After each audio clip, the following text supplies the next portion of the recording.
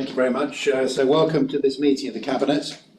In addition to the Cabinet members and other councillors present in the room, we also have some councillors joining our meeting remotely. I will now check that they can hear us and we them. We have Councillor Harrington. Yes, thank you. I can hear you. I hope you can hear me, Leader. Yes, we can, thank you. Councillor Harvey. Yes, Leader, I can see and hear you. And I think the other Cabinet members are present in the room. Just looking around, I think yes, everybody else is here, thank you. We have some Cabinet support members with us. Councillor Bartlett has sent her apologies, as has Councillor Hardwick and Councillor Hay, and Councillor Solden and Councillor Jimman. So actually we do not have any Cabinet support with us this afternoon. Group leaders or their representatives and scrutiny chairs. Councillor Terry James, I think he was sending his apologies. No, so Councillor James is apologies. Councillor Lester.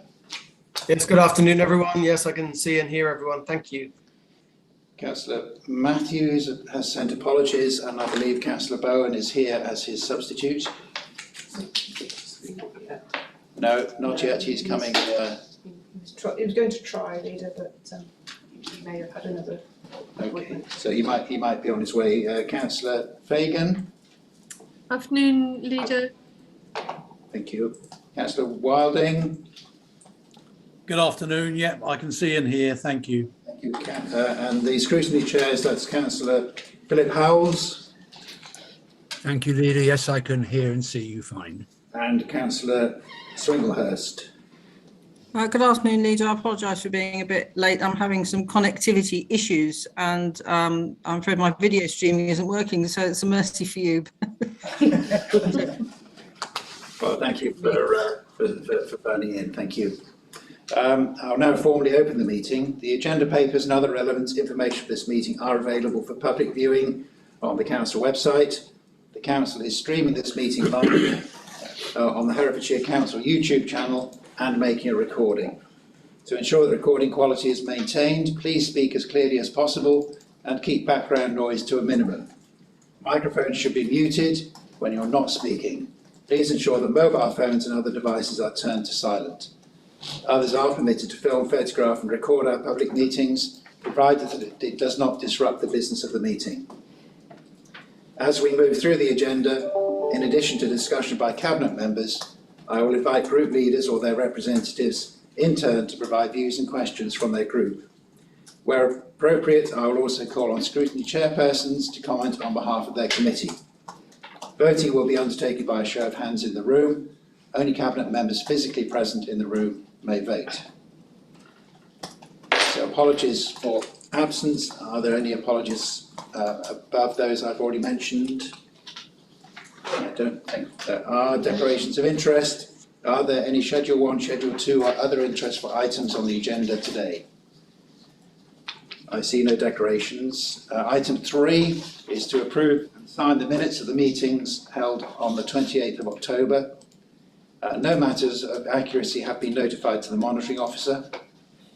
Cabinet members, are you content that the minutes are an accurate record? If you could have a show of hands, please.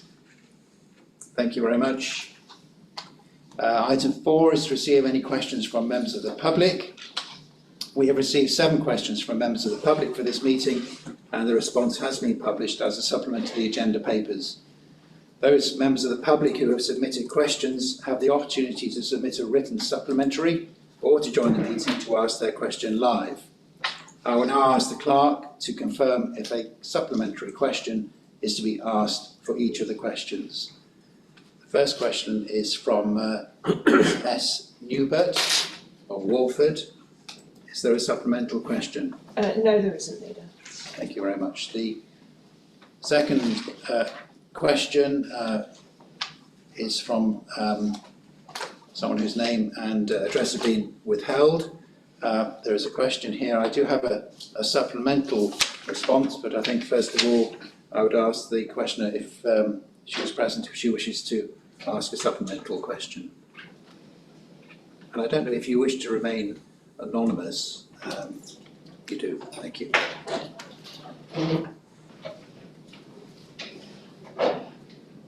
The response to my question does not address the concerns I raised. The concerns were as follows. It's completely inappropriate for legal services to set the terms of reference for an external investigation into their own actions and inactions since 2017 to the current date. It is completely inappropriate for legal services to be involved in managing the contact between witnesses and the external investigators. The written response confirms that legal services did draft the terms of reference for this so-called independent investigation, and the written response does not deny that legal services have been involved in managing the contact between investigators and key witnesses. In the written response, the assertion is made that this is an independent process. Merely making that assertion does not make this an independent process. Zero evidence has been offered to address the concerns raised about the lack of independence, so this claim is meaningless and insults the intelligence of both members and the public. My supplementary question is this: which members of the Cabinet have confidence in the independence of this investigation?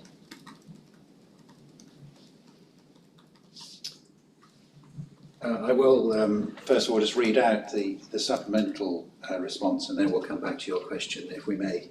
So the supplemental response concerns the confidentiality and legal privilege issue. It's to protect the interests of the council and to ensure solicitors were acting within professional conduct rules. Only those individuals in legal services who were not employed by the council at the time of the CSO report in 2017 or the issues leading to the CSO report were involved in the drafting of the terms of reference and involved in managing the contact between the investigating solicitors and witnesses. So I think your question really is whether it's appropriate that even those people should have been involved in Councillor Hitchin, may I respond to the supplemental? Yes, of course you may. Yes. The point is not whether or not people were employed in 2017 at the time of the publication of the CSO report. There has been lots of action and inaction all the way through from then to date to suppress information getting scrutiny about the CSO report. So everybody involved in any aspect of that is compromised. And I believe that the person in charge of drafting the terms of reference is one of those people. I think perhaps I could try to respond on behalf of the Cabinet. I am confident that when we complete this process, the report will be full and fair, and whether or not there is true independence, I think we will have a look at that. We'll examine that as a Cabinet. So I'll talk it through with officers, and we'll get back to you with an opinion on whether we feel it is sufficiently independent. But if you're losing key witnesses because they don't believe in the independence, how can you be confident you have the full picture of what happened? We will certainly take that factor into account. Thank you for your questions. Moving then on to question 3 from Ms. B. Shaw. Is there a supplemental question? No. Thank you. Mr. P. McKay. No, again. No supplemental. Mr. Hill. Yes, we have a written supplementary question from Mr. Hill, which is up on screen. And he says that after food waste, nappies and adult hygiene products are the biggest component of residual waste at around 12%. Uptake of reusable nappies is unfortunately proven to be no more than 10% of parents. 19 of 22 Welsh local authorities are doing or have signed up to recycle disposable nappies and adult hygiene products. Whilst a little more expensive, it diverts so much from landfill and allows for residual waste to be collected even less frequently. A big win for the environment and Herefordshire County Council. Can the Cabinet please confirm that they have looked into the recycling of disposable nappies and AHPs within their review? Councillor Davis, do you want to follow up on? Yes. Or written inquiry, written reply? Yeah, so thank you, Mr Hill, for your supplementary question and your continued interest on this matter. I can confirm that we are looking at recycling disposable nappies and AHPs within the review, but this isn't the end today. This is just the start of our journey with regards to what our future requirements will look like. You'll note that we have approximately a year and a half to be able to go through a number of different trials and look at best practice in other local authorities. So it's still there, and I'll update anybody as soon as we get further information on what we're proposing to do. Thank you then. Thank you very much. We then have question 6, which is from another anonymous questioner. I don't know whether we have a supplemental. We've received a written supplementary question to that one, Leader, which again is on the on the screen there. Peter Oldham's legal advice informed an answer to a public question to Children and Young People's Scrutiny in August. The question asked when it would be legal for a school to leave a rape victim in class with the alleged perpetrator. The written answer to this question was withdrawn the day after publication. The answer had completely failed to take into account the implications for schools of the Human Rights Act and Equality Act. This was an extraordinary omission since the Department for Education's guidance clearly states that schools must take into account the duties under both acts. Given these circumstances, it is a strange choice by legal services to go back to the same QC for further advice, particularly after members asked that a different QC was commissioned. How comfortable do Cabinet members feel with legal services decision making on this matter?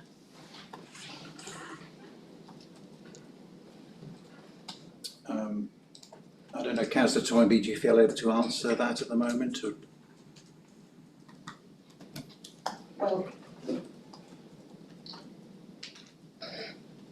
personally, I do have confidence in this process, which, a well-respected external expert was commissioned to look into our internal processes, and obviously my priority is that that work is effective and that it makes our decision-making better. So I completely support that, but I do understand the what's behind these questions.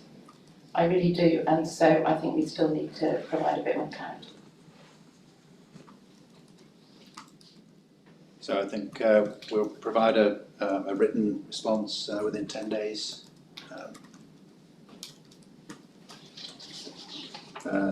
Next question is from Mr. C. Perryman. Again, do we have a supplemental? We question? don't, Leader. Okay, thank you very much. Item 5 is to receive any questions from councillors. We have received one question from a councillor. That's Councillor Milne. I don't know whether Councillor Milne has submitted he submitted a supplemental question. He has, Leader. Yes, he's not able to attend, but has submitted a written supplementary question. He thanks Councillor Harrington for his reply, confirming that he will ask the Executive to investigate area-wide 20 mile per hour as agreed by Council following Councillor Norman's motion 20 months ago. However, many would say we have already enough evidence and experience to proceed as other local authorities are doing. The National 20s Plenty organisation have, at no cost, kindly offered to run a briefing or training session for officers and members to explain the practicalities and costs. Would Councillor Harrington agree to this? Thank you very much for Councillor Mills' follow-up question. We are already investigating, as I said, commissioning a piece of work to make sure that we do this through due process. In relation to already enough experience and evidence, I wouldn't say that's the case, unfortunately. And whenever we have to decide on a major change to our infrastructure, to our speed limits, we need to make sure that that work is done in an evidential and process-driven way, and that's what's happening. I absolutely agree that the National 20s Plenty organisation is fantastic, and I will take up their offer to help our officers and members to explain the practicalities and costs. Thank you, Jeremy. Thank you very much. So moving on then to item 6, the first substantive item on this agenda is the waste management review. And waste collection. I won't steal Councillor Davis's introduction to this, so Councillor Davis, over to you. Thank you, Leader. It's my great pleasure to introduce our new waste collection strategy. I'm contacted almost daily by people asking me what more they can do with regards to waste.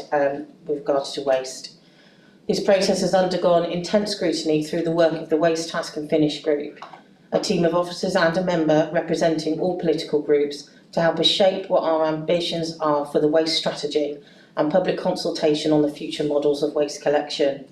I am sincerely grateful for all of the work undertaken by the group, led by Councillor Paul Simons, for their hard work and relentless dedication. I would like to extend my thanks to all of the council officers who have worked tirelessly over the past few years to get us to this point. Your work does not go unnoticed. I would also like to extend our sincere thanks to all of the bin operatives who have been operated unbelievably over the last couple of years. Save for a couple of staff shortages the other week, we've been an exemplar throughout the pandemic of ensuring no collection goes uncollected. And finally, a huge thank you to the residents and businesses of Herefordshire for taking part in the consultation and clearly telling us that you want to do more. Some people will ask why we cannot stay with the system that we have currently. I could give you a number of reasons, such as the fact that the new Environment Bill is working its way through Parliament and that the current way we collect will not allow us to reach the target set by them. I could also tell you about our poor recycling rates in comparison to other councils in the UK. But the truth is that quite simply, it is the right thing to do. Our new waste strategy, which puts waste prevention at the top of our waste hierarchy, supports its approach of less waste and as much reuse as is practically possible. This means separating the waste further to prevent contamination. I know that we're asking a lot from you, the public, but I promise you that we will be with you every step of the journey. We know that especially for those residents in flats, in terraced houses and in shared or large family homes, this will be an even greater challenge, and this is why we will be conducting a number of pilot projects with those groups. I would like to introduce Rachel Joy, Interim Programme Director for Waste Initiatives, and Ben Boswell, Head of Environment, Climate Change and Waste, to take us through the report. Thank you, Councillor Davis. I think you have covered most of the detail in that introduction. There are some things that I probably want to amplify and pick up on.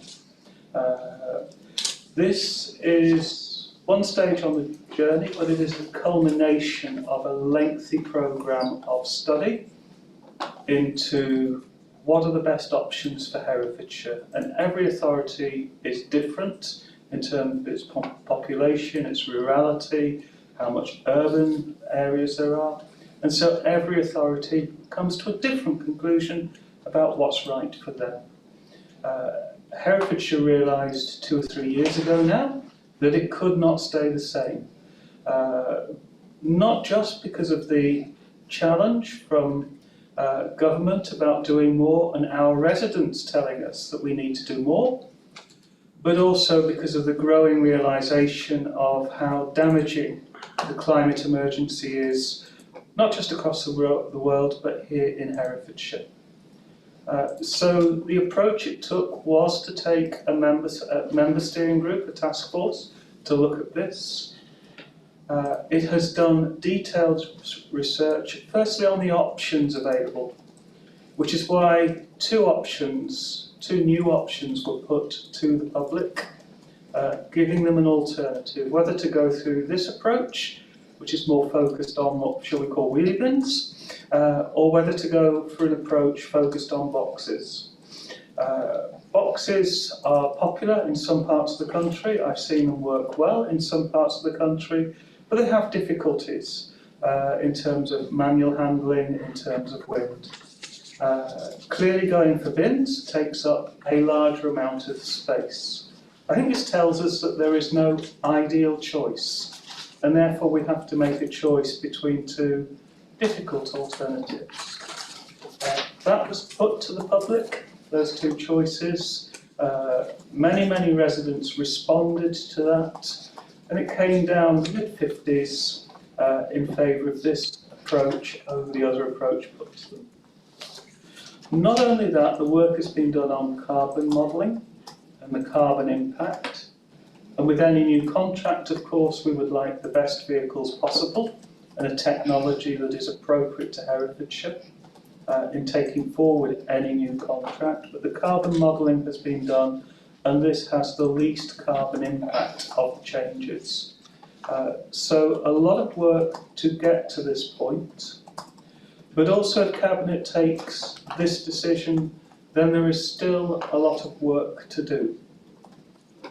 The important initial steps are to communicate this to the public so that there is a 2-year opportunity for people to prepare for this. And there is a website being readied so that all of the information and frequently asked questions as they crop up will be answered on that. There will be an information leaflet for councillors to carry in their pocket so that whenever councillors are asked about this, they have something to hand to explain to the public. And obviously we will work with residents. Councillor Davis has mentioned that not everybody will find this easy. So we think particularly of people living in flats. And as we do now, we will look for alternatives that work for them in terms of if a box or a bag is more appropriate, or community facilities are appropriate, or as I did in London, I shared my garden waste with 2 of my neighbours because my garden wasn't big enough. Then, you know, we work with the public, we work with managing agents, landlords, residents associations to do what we can in those circumstances. As we do now, the proposal is to continue to offer a larger bin for larger families or those with medical needs. So we encourage everybody to recycle as much as possible. 40% of what is currently in residual waste could be recycled. There is increased capacity overall, so if people take the opportunity to use the recycling bins, there shouldn't be a capacity issue. But we'll work with people on that in order to make sure that that happens. The final thing is, this is just one part of the integrated waste strategy that you as a Cabinet agreed last July. So we shouldn't forget that there are pilots to promote reuse, repair cafes, to encourage more people to use reusable nappies, nappy exchange schemes, to look at how waste and food insecurity and food poverty go together through things like community fridges, so that businesses, rather than throwing their food away, can actually donate food to a community fridge. So all of that work will go in train with this because reuse has to be at the top of the hierarchy. So with the communications campaign, in 2 years' time, what we would like is residents to be thinking, how can I reuse this? Oh, I can't. How can I recycle it? And if I can't do that, then I need to throw it away. I'll hand it over for questions now, if I may, read it. Right, please do. Yeah. Any questions or comments? Councillor Tyler. Thank you, Rachel, and thank you very much for an in-depth report, and it's marvellous what you have been doing, so thank you for explaining it as well in good English so our residents can understand. I'm glad you picked up on flats because that was one of my worry. I've got a large number of residents who live in flats, and that's what they're already saying to me when I met them yesterday when I was talking about different things in the area, and I've sort of communicated that we will be liaising with people who live in flats and to reassure them that they will have, you know, sufficient time to move forward. So if we can make that communication much better, I would really appreciate that. Thank you very much. We'll make sure that that's part of every release. Thank you. Thank you.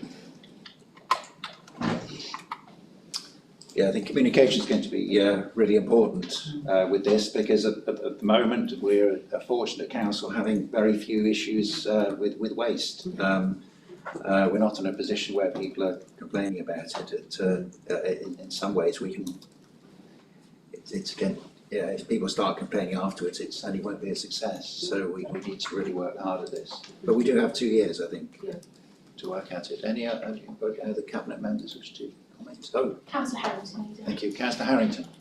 Thank you, Leader, and thank you, Councillor Davis and Mr. Joy. Can I just ask, so one of the issues I think is going to be that people are worried about things like nappies, I think, because, you know, at the moment we've got 2 weeks to wait for a black bin emptying. And so people are going to worry about things like nappy or food waste. Well, food waste is going to be separated out. So that's going to reduce what's going into the black bin. And then I presume that would provide the space that's going to mean that we're probably going, you know, and this is done elsewhere, I presume, because we're looking at models in neighbouring authorities or other authorities. But therefore, we're not going to get that pressure on the nappies. That's one question. And the other question is that within those 3 weeks, with all the different services, we'd essentially be getting a collection of some sort every week or not? Is that correct? So actually, in a way, it feels like we're getting more service than we were before. Yes, it will be more service. There will be a 3 weekly residual collection, a 3 weekly cardboard collection and paper collection, a 3 week plastic collection, a weekly food waste collection, and also a fortnightly garden collection. We will provide information on that, maybe even an app that tells you which ones to be picked up that week, so you remember to put it out. On the nappies, this came up as a question earlier this afternoon. Our research in England shows that one council offered it to 70,000 residents when they moved to 3 weekly, offered a separate weekly nappy collection, and only 2 residents decided to try and opt into that service. I'm not saying that that's the solution. We will provide larger bins for larger families. We will encourage residents to think about, as most mums do, to wrap their nappy in a plastic bag, a biodegradable bag, to deal with the concerns that they might have about hygiene. But we will make sure that the capacity is there through this process. Thank you very much. Rachel, I wonder if I could ask a question of detail, really. So it's 3 weeks for the next bag, and if you have to be on holiday in that 3rd week, it could be 5 or 6 weeks between. Particularly, it'll be the middle of the summer, you're on holiday, so might there be an opportunity, if you have a particular issue, that you can maybe use this app to have a special collection? We could certainly look at how the technology, we've got 2 years to look at how the technology between the contact centre and between the cab works and see what we can do there. Most of us have neighbours that will put the bin out for us, and we reciprocate as part of being community minded and community spirited. We'll become aware of people that don't have that opportunity, perhaps in a rural area, and for residents living alone who are perhaps elderly. Of course, as we do now, we will look at assisted bin collections. So there are some things we can do. But actually, at the end of the day, for most of us, I think it will rely on being community spirited. My neighbour needs their bin putting out while they're away, and I'm happy to do it for them. I discussed this the other day, and I know Councillor Harrington, we had a conversation around it, about the fact that in somewhere like Hackney, you could collect the same amount of bins as would take just a small patch of Herefordshire. And that's our uniqueness, is that the other thing is that everybody knows everybody.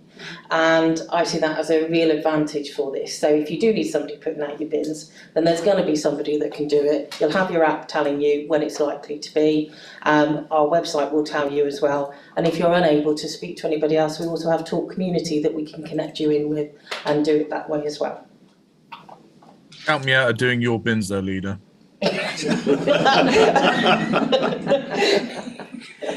Councillor Jones. Thanks. Thank you very much, Rachel and Ben, and everybody who's done so much work on this, and Gemma as well. I would like to just gently remind everybody that dads change nappies too, not just mums. I'm sure Ben will agree with me on that. But the main thing I wanted to say is this is a really good news story, right? Because we are going to be able to feel really proud of the increase in recycling rates that we're going to get. We have been a bit behind on our recycling rates, and this is going to enable us to massively push that up. So I feel really positive about that. The Environment Act, like people have said, is bringing in a whole bunch of new requirements in terms of producer responsibility and so forth, and food waste collection and so forth. And so it's really good that we are doing this. And I'm really, really delighted as well that the consultation, as Gemma said, demonstrated that the people of Herefordshire really want us to do this. We all know we need to do more on recycling, and this is the council kind of stepping up and saying, we'll help you to do more on recycling, putting in these new arrangements. So yeah, thanks to everybody for the work to make that actually happen. Great. Councillor Toynbee. Yes, thank you. Yes, I want to say thank you very much as well. I think this is really positive, especially on the recycling. I just had one question about food waste, and sorry if it's a stupid question. Obviously, we want to reduce food waste. My household doesn't reduce any food waste, slightly help with having a dog, but the fact that food waste is going to be collected 3 times as often as general non-recyclable waste, to me sort of puts out a subliminal message that it's sort of normalised. Yeah, I'll hand over to Rachel for that answer. The causes of food waste are complex. It starts with families that haven't been equipped through education to plan for meals properly, so they buy too much. To not be able to measure food, so they overestimate how much to cook. So there are a whole series of issues when it comes to food waste, and also supermarkets, quite frankly, doing bog off. And you buy a third because you think you're making a saving, and then you throw it. So the causes of food waste are complex. We are picking it up with Herefordshire Food Alliance, with others in terms of how we can actually support the public, educate the public around meal planning to reduce it that way. But the other thing is, I don't think anybody would want food waste hanging around 2 weeks or 3 weeks. It does begin to become a health hazard when it is left that long. So that is why the proposal is to balance off what's the worst bits in the existing residual system, deal with that, deal with the stuff, the more inert stuff that could wait 3 weeks, and deal with that differently. I don't know if that covers all that you wanted me to cover, Councillor Toynbee. Yeah, no, thank you. I sort of assumed that was the reasoning behind it, but I still slightly worry about the message. Okay, thank you very much. I think I'll go to the group leaders, and I'll start with, I'll go with John from Leicester, then Councillor Fagan and Councillor Wilding, in that order, every time this afternoon. So Councillor Leicester. Yes, thank you very much. And sorry I wasn't able to attend the last cabinet meeting. It was the first one I've missed, but it was half term, so I was with my family. So thank you to Councillor Shaw for filling in for me. But as I say, it is the first one I've missed, and I'll try not to miss any more. Right, yes, thank you very much. I mean, first of all, it's already been said, but from the Conservatives' point of view, thank you to all of those who provide the waste services and the collection teams who collect our waste. I mean, even during the worst bits of COVID, they never missed a beat in my experience. And that's an invaluable service that, every community needs as a matter of necessity. So a big thank you to them for carrying on seamlessly, and you wouldn't have noticed. So that's a great credit to them. And also thank you, as it's been mentioned, but thank you to the Task and Finish group who led on reviewing this matter. Kenton, if you remember, he said that this was a massive issue and required a lot of attention, and that's what this Task and Finish group did, and it subsequently went through scrutiny, and I know Councillor Davis is always on this issue, so it's a really important issue, and thanks to the scrutiny committee. The point about residual waste, I've made this point in several meetings, and I'll reiterate it again. And I've listened with interest to what Councillor Davis has said about trialling the system, and what Rachel Joy has said about making sure that there are different ways to encourage people to recycle things that normally they'd just throw away. So I hear all of that, but I still think that going to a 3 weekly collection is going to be a problem. But as you'd expect, it's not going to be a problem for everyone because people live different lives.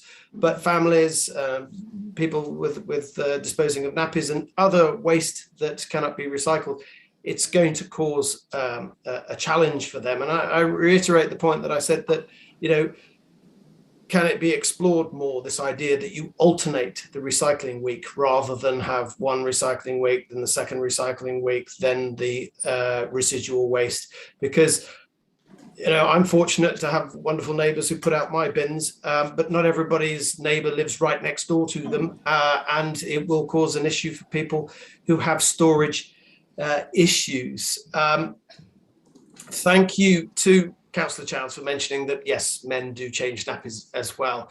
And this whole issue is putting immense pressure on my 2-year-old daughter, who is trying her hardest to potty train at the moment. So, don't change things overnight, please don't. But the point is, it's a very serious issue for families who may find a 3-weekly collection an issue.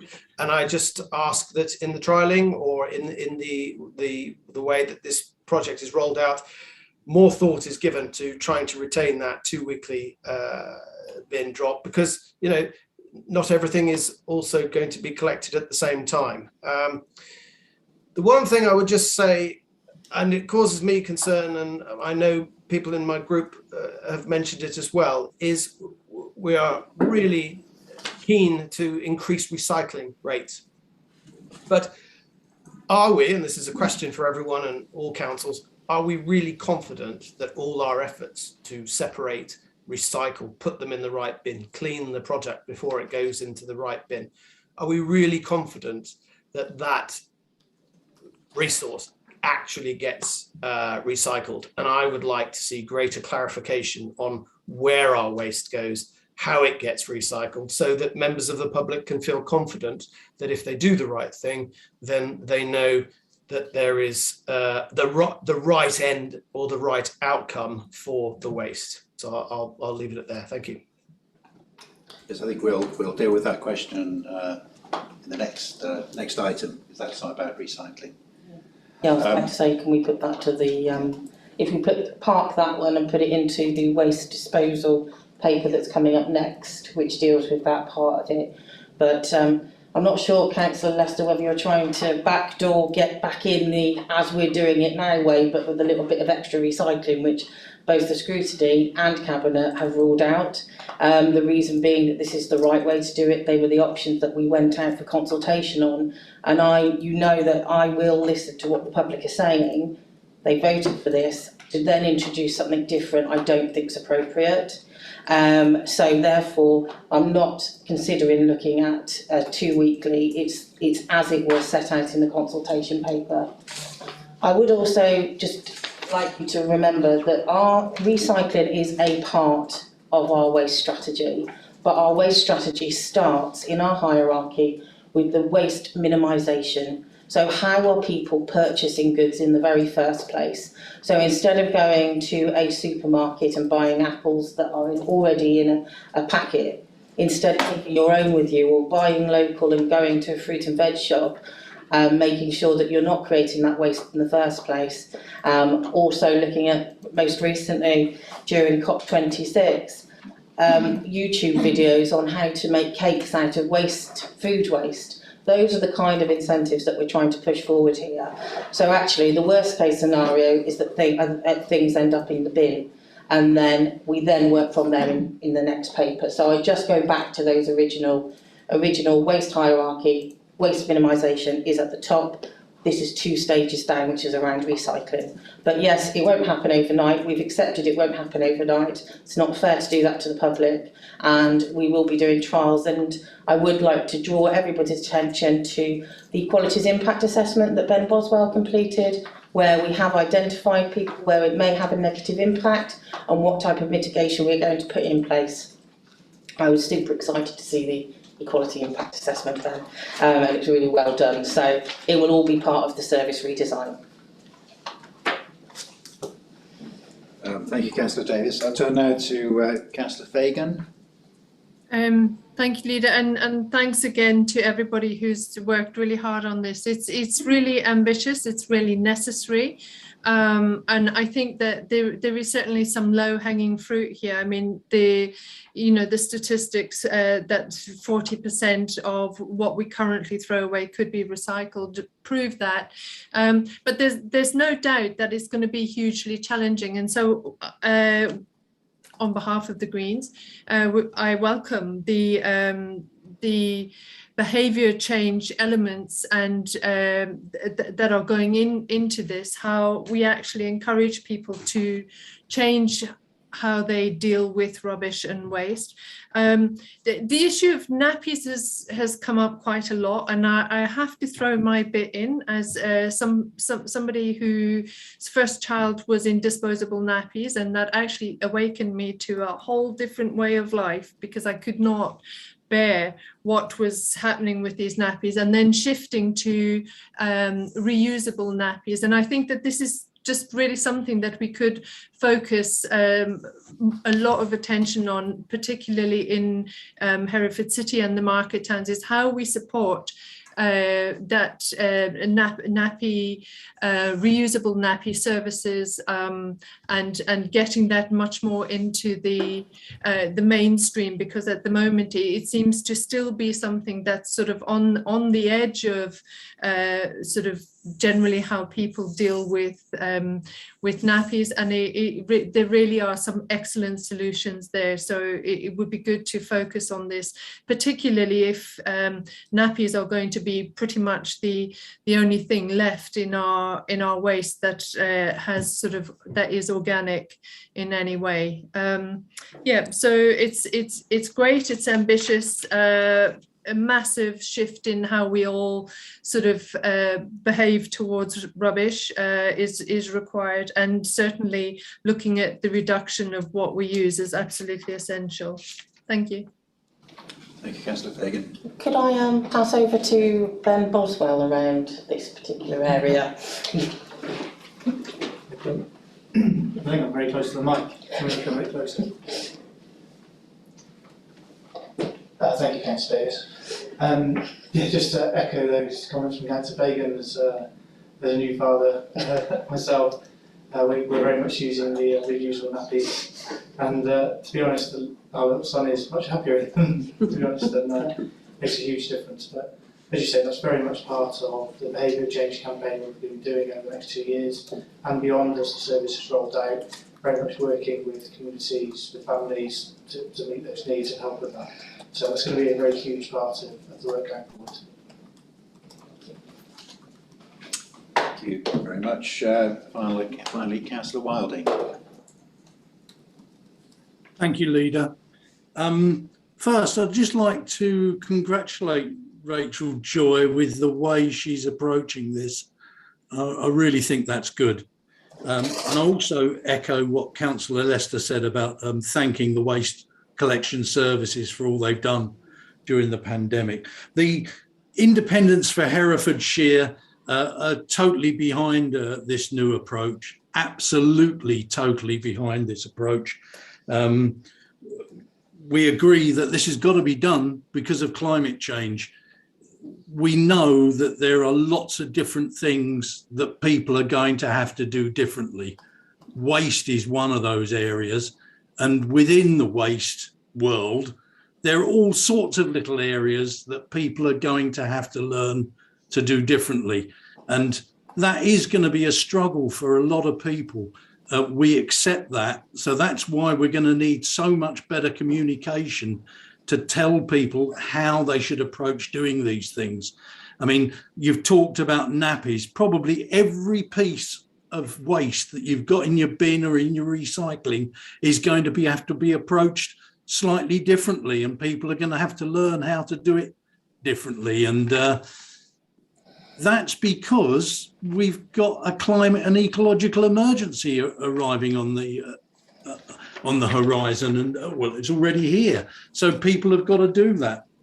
All I can say really is that at least it looks like we're going to have a waste service now that can deal with the waste once we, the public, have learned which way to direct it. So I think that's vitally important. The food waste thing, hopefully, those of us that are lucky enough to get a garden and are also able to change our diets slightly won't be putting that much food waste in those caddies. We'll be able to compost at home. I realise that won't be the case for people in flats, and they'll have to find other ways to do it. And I appreciate that is going to be really difficult.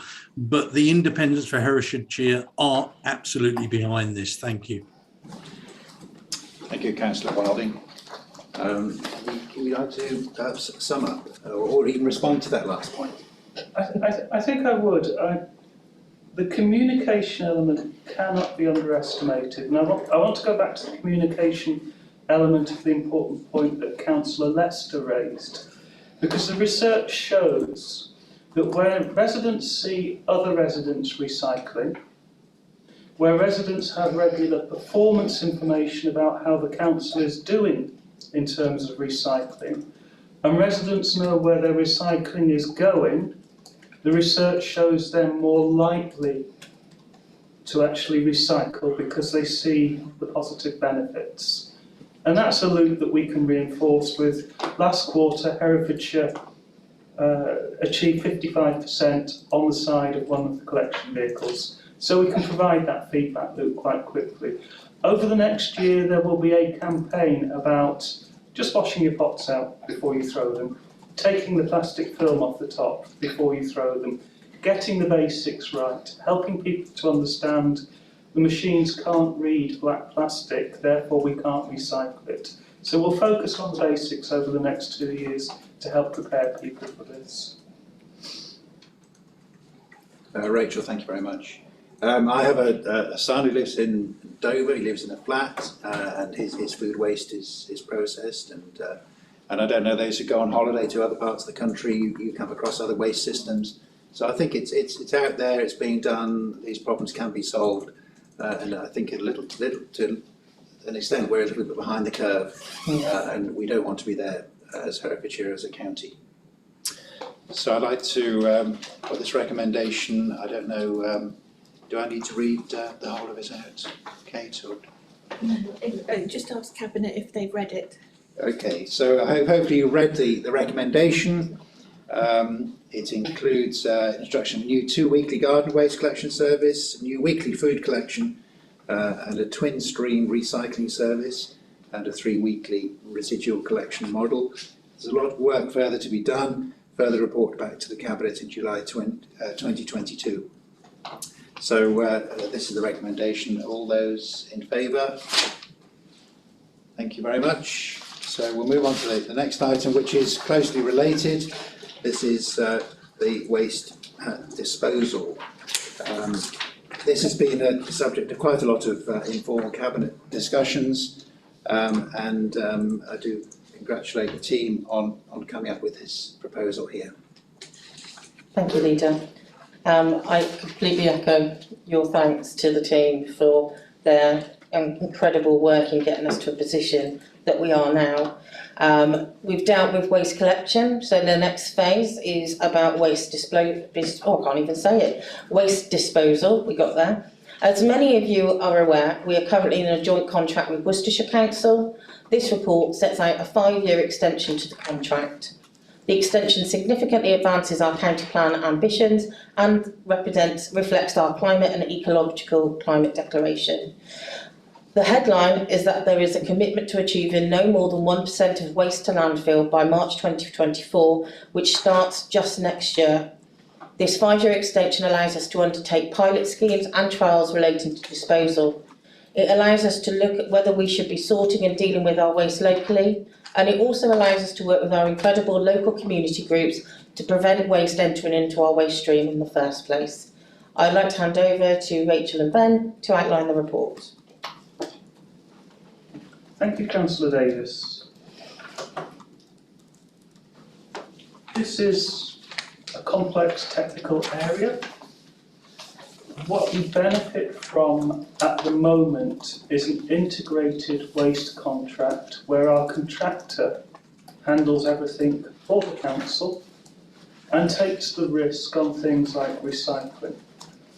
And I think that's important when thinking about options to remember that, because when we did the option appraisal work of, is this best to extend this contract or should we go out to re-procure, we find that the marketplace is changing and there are more and more people specialising in certain areas and certainly fewer providers willing to take the entire risk of recycling. So if we were to re-procure this contract via other means, we would actually be breaking down and increasing the risk across a number of contracts. And that formed part of the thinking in terms of the recommendation to extend. The other benefit, of course, is you have an established provider operating the plant well. The recent surveys on the plant show that the plant is being maintained well and operating effectively.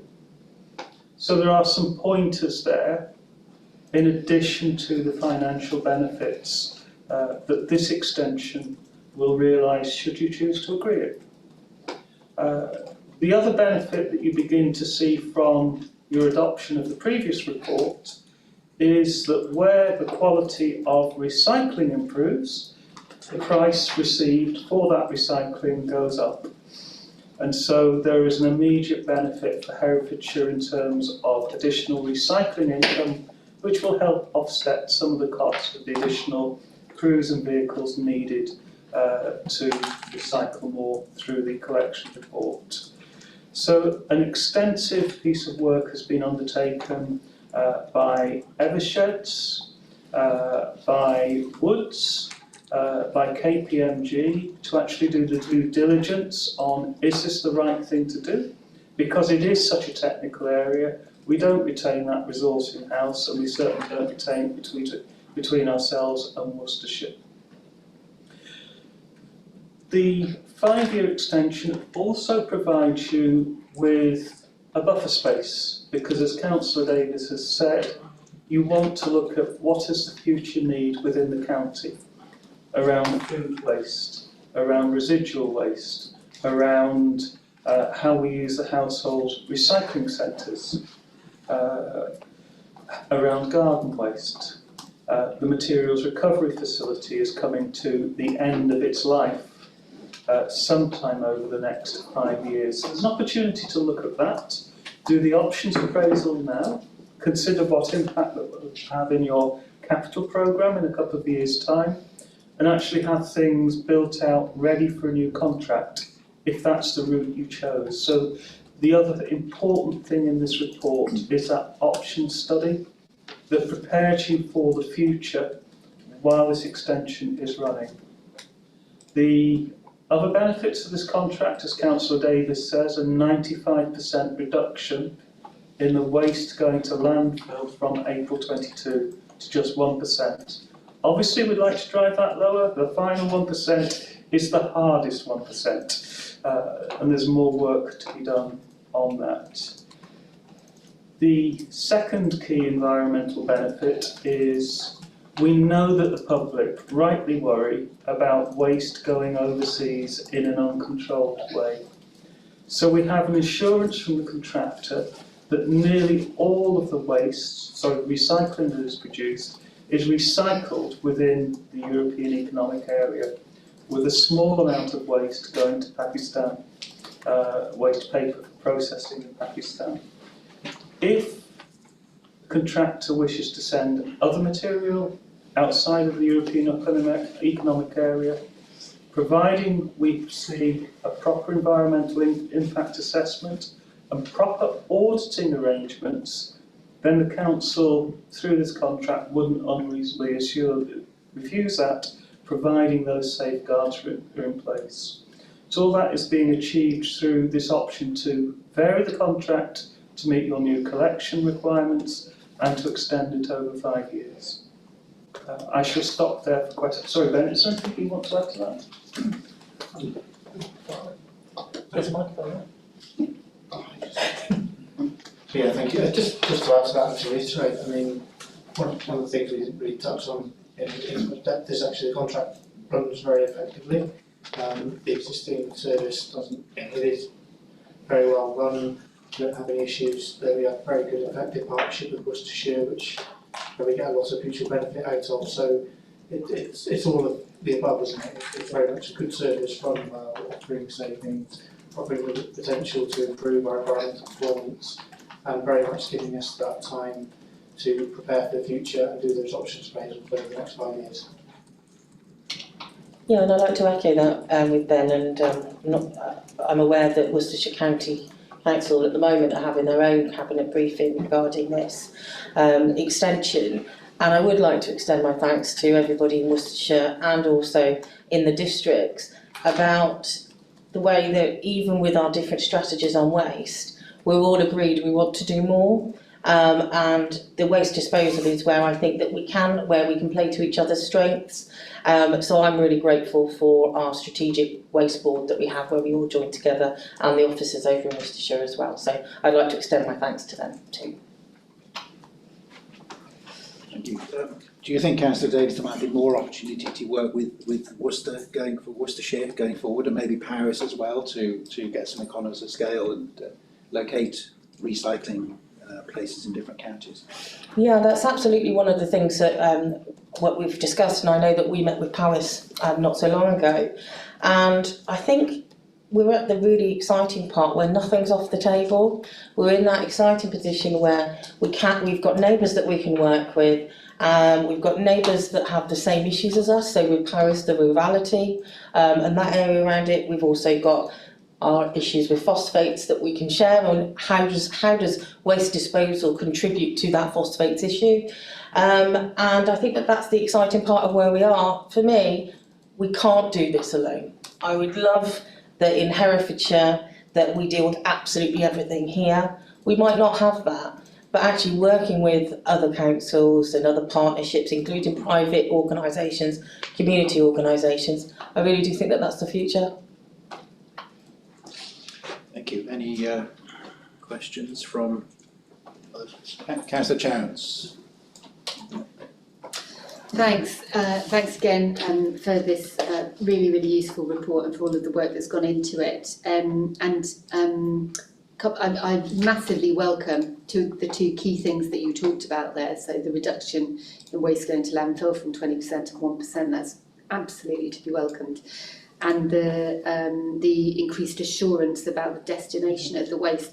Got a couple of clarification questions on both of them. So in para 24, it says, through the contract extension and variation negotiations, Mercia has offered to defer taking sufficient commercial waste to enable a reduction to just 1% of Herefordshire's waste going to landfill from 2024. Could you just kind of explain what that means, defer taking sufficient commercial waste? And if it is quite easy for Mercia to reduce waste going to landfill from 20% to 1% by doing something with commercial waste, is that having knock-on effects on disposal of commercial waste?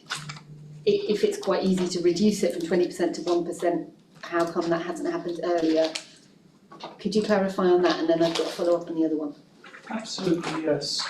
There are a couple of difficulties. One is that all plants have to have downtime, and that downtime has to be managed, which is why we were at the 20%. And in working through that, we did receive this offer that they would take less commercial waste. Now, commercial waste is a lot more flexible in terms of its contracting, so it's likely that that commercial waste will go to another provider in terms of an energy recovery facility during that downtime period. So that's why the offer was made in that way. As an owner or a part owner, Herefordshire obviously wants its waste being prioritised, and there was an opportunity to do that through the contract. So it is likely, I haven't asked the question, but implicit in the responses from the contractor is that that would be sent elsewhere to other sites. Okay, and para 45, I think. So you said the council's close to securing an agreement with Mercia to introduce new checks and requirements for the downstream processing of our materials. In your verbal presentation just now, you suggested that is that in place now? Do we have that assurance now, or how close are we to having it? We're discussing wording. Obviously, it will be wrapped up in the full variation agreement. And with all variation agreements, nothing is agreed until everything is agreed. And that's why I have put it in that term in the report. We would not be looking to roll back on it, and the contractor understands that. Great. It's absolutely something that residents raise real concerns about, and yeah. What's been really excellent during discussions during the contract extension discussions and the discussions with Worcestershire and our contractor has been the openness of the contractor to do things differently. And I've been really grateful that we've been able to get to that position, because you're absolutely right. It is probably one of the top 5 for me that residents contact. Where does our waste end up? And this will provide us with assurances so that we can say to residents, we know where it ends up. And if anything does happen that's not, that it ends up on shores elsewhere, that we are able to say categorically that it's within our contract that we have not allowed that. So, yeah, I completely agree. Any further comments? I don't see any, so I'll go to the group leaders again. Councillor Lester. Thank you. Yes, I mean, just to reiterate what's already been said, reducing that figure of what goes to landfill down to 1%. I mean, ideally, no waste should go to landfill, but we have to be realistic considering where we are and where we've been and the journey that all councils have been on to reduce that. And so, yes, 1% I think is a good focus to have on. My initial feedback really is that it's also making proper use of the energy from waste facility, but it's, as well as that, it's making sure that our contractors are being very they're using different methods to ensure that residual waste does get recycled. So it's not a question of wanting it all to go to the energy from waste facility. But my question really is, whilst it's good to squeeze the situation so you can get more recycling of residual waste, and if a contractor's got new and improved ways of doing that, that must be explored, promoted and pushed. But the question is, are we making the best use of the energy from waste contract? Do you mind if I hand over to Rachel or Ben? With any facility with a long life, there's always an opportunity to look and do more. So this is a continuation on the journey, but there is more that could be done. So there is part of the plant that produces steam that was for a community heating facility. We've not found a provider for that, somebody to take that steam yet. So we're looking at whether that could be used as additional generating capacity to produce more electricity, which would mean more income for the council through the profit share. So there's more that we could do that way, but there's more that could be done environmentally as well. So we will keep under review over the next 5 years when the opportunity technology-wise becomes available for carbon capture technology to be considered. At the moment we don't think it's there, but it will be a regular item on the management group over the next 5 years to keep that under review and start to think about that. There's more that you can get, but the benefit of changing your waste collection method is that the quality of paper and card improves because it's not contaminated by broken glass. It's not soggy from wine or food that has got on it from the wine bottles. That produces better prices. It is more acceptable to recyclers, so they're more likely to accept it. So we will see our recycling levels rise through that and less going to the energy recovery facility because of its better quality.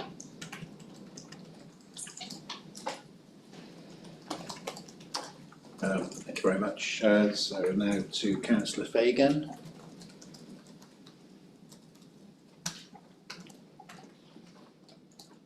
Yes. Councillor Fagan, can you hear us? And you're on mute at the moment. Apologies, I was looking at the report and then when I tried to use my space button, it threw me out completely. This seems to be the best way forward, given the waste, the whole review of the waste system, and letting our sort of new strategy bed in before we decide on the sort of next steps seems to make sense. One of the questions I've been reading recently about a huge increase in fly tipping and commercial people posing as commercial waste operators that are actually rogue traders, and I just wonder whether that came in, has that come into sort of the investigations at all in coming up with this conclusion, or is there anything that's come sort of out of the this report that sort of would help Herefordshire tackle with any potential fly tipping? What I will say is that the research coming through is that this is a national issue, that during lockdown that fly tipping has increased. I'll pass over in a moment to officers to go into it further, but I was always taught that if it sounds too good to be true, it normally is. So if it costs you a certain amount for a reputable organisation to take it away, and then it costs you £20 for somebody that you found on social media, then there's probably something a little bit wrong with it. So I would always say, do your check, do your due diligence, because if it is traced back to yourself, then unfortunately that is where the waste will have originated from. So we have a beautiful county that we're all really proud of, and it's blighting the beautiful views that we have. So I'll pass over to officers to go further. Thank you, Councillor Davis. It's a criminal offence and it's wrong. It's a starting point, and that's the council's position. So you'll have seen on the council's Facebook page this week a campaign from our communications team about fly tipping. Commercial operatives don't tend to produce the stuff that goes into household waste. It's the old fridge, it's the garden shed that gets picked up. Officers do go out, they will hunt through bags, they will try and find addresses, and they will trace, they will track down, and these people will be prosecuted. That's the council's position, is one where we don't want this to happen and we will enforce. Thank you very much. Councillor Wilding.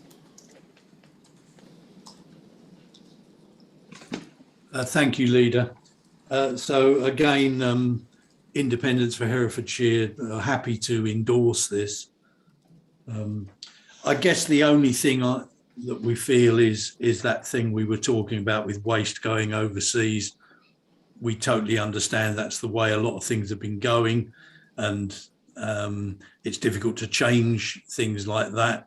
But if there is a way in the future we can encourage more waste to be dealt with in this country, I think that would be to the good.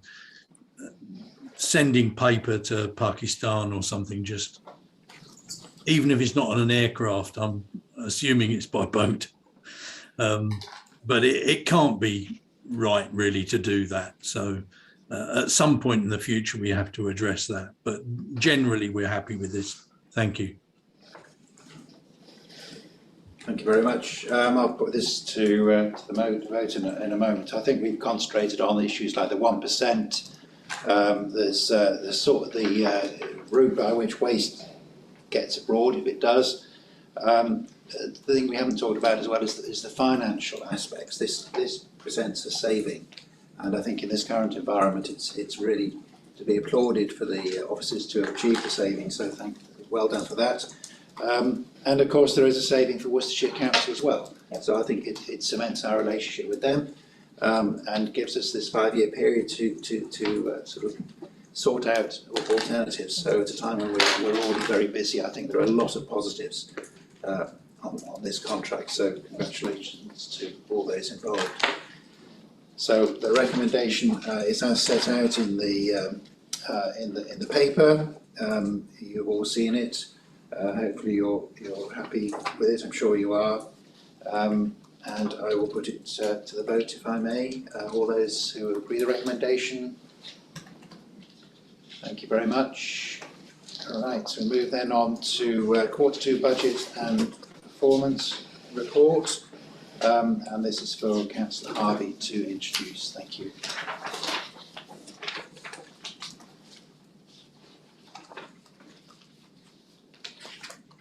Thank you, Leader. This Q2 outturn report for 2021-22 forecasts a net underspend of £152,000 following the application of COVID-19 grants received from government, which offset some of the additional operating costs incurred by the council during this financial year, which are presently in excess of 4.6 million. The continuing effects of COVID upon service delivery are felt broadly across council services. However, not all cost impacts are eligible for offset by grant funding. Table 1 at paragraph 3 of the report indicates where the COVID grant funds are allocated against the service areas responsibilities for each directorate. Where grant support is unavailable, service leads continue to work hard to reduce costs in other ways. And I would like to express my gratitude to our officers and to Cabinet colleagues for the work being done every day to keep the finances in check as COVID continues to take its toll on our communities and our businesses. As a more detailed picture of where these pressures are falling, this can be found in Appendix A to the report. The position on our capital programme is stated in detail at Appendix B, which shows that we are broadly on track to deliver our reprofiled programme, and the reprofiling of that programme is also the major contributor to the 400k reduced cost of borrowing, which is indicated in the Treasury Management forecast set out at Appendix C. Just over 3 million of the 11.2 million savings planned for delivery within this one financial year are proving difficult to achieve. However, as indicated by the slight underspend being forecast overall, these savings are being achieved elsewhere within the overall programme. The delivery of this massive savings programme in a single year is a huge challenge, and all credit to the entire workforce for the work being done every day to help to make this happen. It's a testament to the inventiveness, flexibility and goodwill of our staff that a savings programme on this scale is on track for overall achievement at this point in the financial year. The details of our savings delivery is provided at Appendix E. We are also preparing a £9.3 million programme for the delivery of the developer Section 106 investment in the necessary infrastructure and service improvements that are required to mitigate the impact of housing development, which has and continues to come forward in our communities. There is a separate report on today's agenda relating to this important piece of work. I would draw everyone's attention to the detail of the projects and programmes highlighted in the Council's delivery plan, which are given at Appendix F. These programmes are hugely important to the future health and wealth and well-being of our county, both economically and environmentally. Importantly, only a small fraction of the improvement targets set for these programmes are being forecast as delayed in their planned delivery. Again, this is a credit to our officers in what was always going to be a challenging work programme, and that was before the advent of COVID. The final section of this report, of this important report, covers our risk programme and the actions being taken to mitigate and minimise those risks wherever possible. As you'll see, some of those risks are tough to mitigate, and others, even with ongoing mitigation action, are in fact ramping. For example, the existential risk our local economy continues to face as the impact of COVID bites at all levels. However, for now, I think I'll pause and open up the debate for Cabinet colleagues to highlight progress in their portfolio areas and for any questions. Thank you, Councillor Harvey. I think that's a sort of an open invitation for Cabinet members to talk about their portfolios, if they wish to. Who wants to start? Councillor Chance, thank you.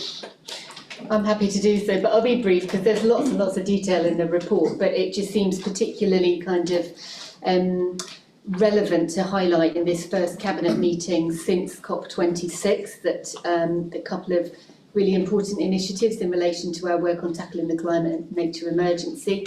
The Herefordshire Climate and Nature Partnership Board that's referenced in a paragraph that I haven't quite got in front of me at the moment, 18 possibly, something like that, was established and had its first meeting 10 days ago. So that's a really positive initiative whereby the council is kind of bringing together stakeholders from across the county representing big emitters, experts, community interest groups, enablers and so forth in order to kind of help kind of direct and steer action, but also mobilise everybody in the county to do everything that we can to tackle the climate emergency, because it is going to take everybody working together to do this.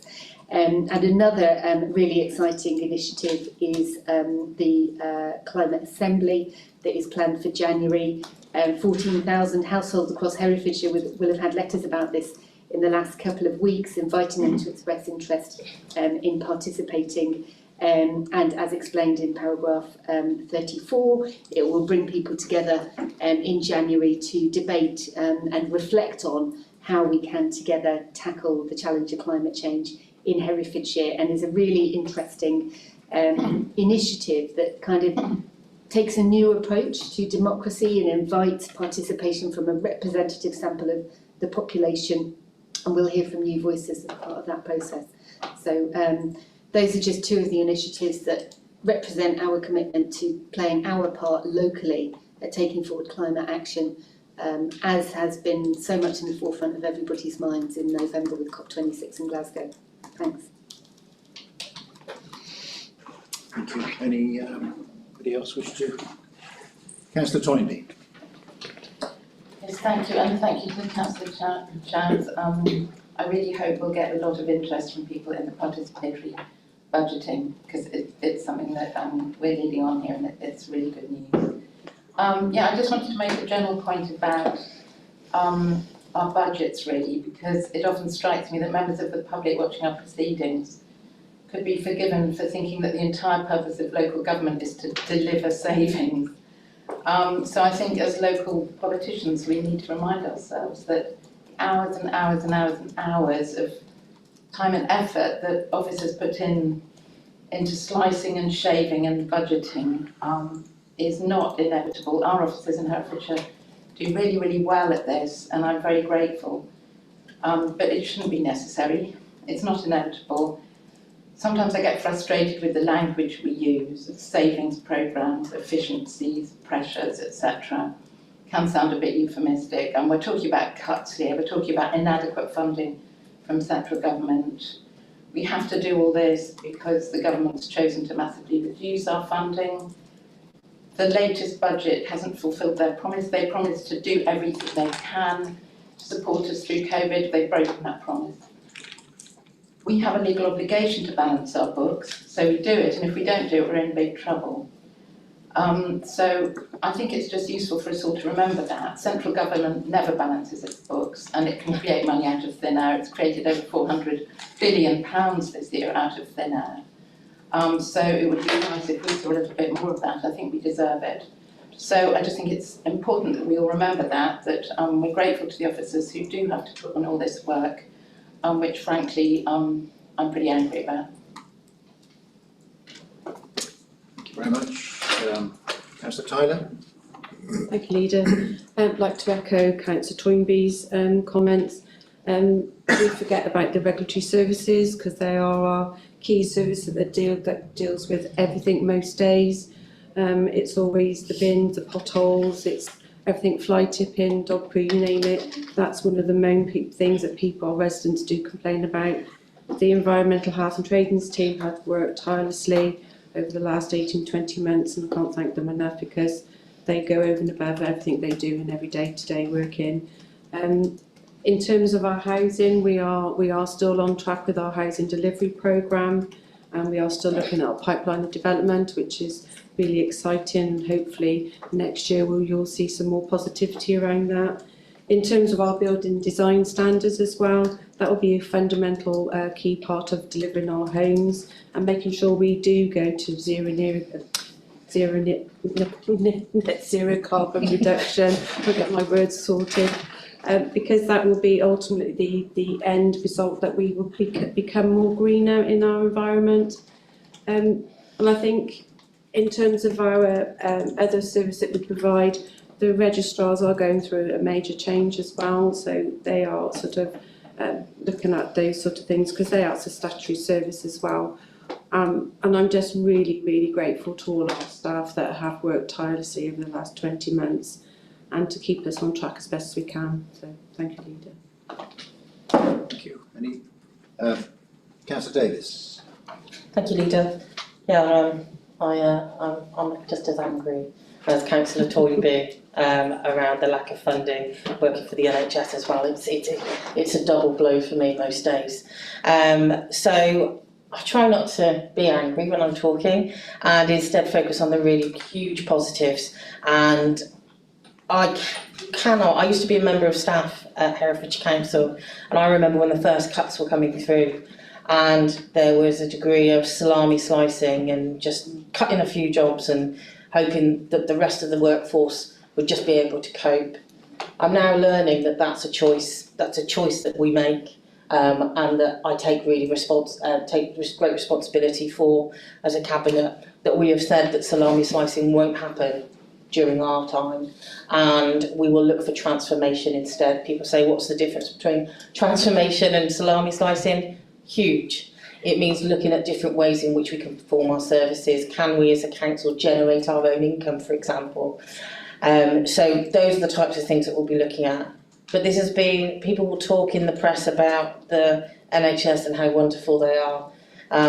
We've had lots of things saying thank you to the bin men, or women, or person in Herefordshire with little signs, which are just fantastic. But nobody ever really says thank you to the council workers that haven't had a pay rise for God knows how long. You talk about the 1% pay rise for nurses and the NHS, but you don't really talk about the council, and yet they still come into work. They still have got so much energy when you talk with them, and they are always up for doing new programmes with you, so I'm always overwhelmed. In my particular area, you will see that via Appendix A, it will show you the where we're not delivering on plan for our savings, and it generally is a lot around property services. So at the moment we're looking at repatriating property so that it becomes an overarching responsibility of the entire council, rather than it just falling down to one team. Actually, property, making sure that we've got the right buildings in the right place is a responsibility of the entire council, not just that one department. And I'm really grateful to the property staff who face a lot of criticism during normal from a number of different ways. And now we have a strategic asset management programme that will be looking at the conditions of our property, of our assets, and determining whether or not we are the right people to maintain them, and where we are the right people to maintain them, making sure that they are fit for purpose.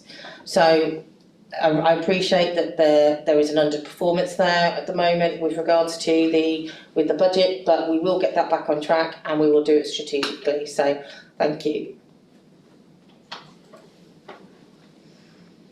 Thank you very much. Councillor Harrington, can I perhaps ask a question on this report to you, if I may? I noticed that clause 43 refers to the 67 flood site repair tender having been successfully let, and the work being completed by the end of March, which was very good news, I think. Yes, it is, Leader. It is very good news. The work is being planned at the moment. We have a local contractor. I'm not sure if it's in the public domain, but it is certainly, we have procured that, and that work will be done. This was obviously the work that we had to catch up on from 2020 from the original Storm Dennis works that we had to procure openly and could not use the framework, Alpha Beta framework. So that's very good news, and we will get some details soon on the schedule of that. Thank you very much. I think Councillor Crockett's having some difficulty joining us, and perhaps I'd just say on her behalf, really relating to her portfolio, yet again an outstanding result from everybody in that directorate. Paul Smith, I appreciate all your hard work in achieving savings again, so thank you very much for that. Very much against the national picture, so we just applaud you for that. Thank you very much. So I think it's over now to the group leaders. Councillor Lester. Thank you. Yes, I would echo that. The Adults and Communities Directorate, whatever they're doing, we need to bottle it, market it and exploit it and send it around the country, because yet again they have pulled it out the hat and they're to be commended. This is a consistent picture over many years, and congratulations to them for achieving that and in providing a service that is needed by very vulnerable people. So that's excellent, and we applaud that. I appreciate that there are other departments with other pressures, and we know, having delivered so many savings over the years, we know just how difficult it is. One of the things that I turn to is it says in the report that savings, at paragraph 10, it says savings are unlikely to be achieved in certain areas. So that brings home the question, really, especially with the Children's Directorate.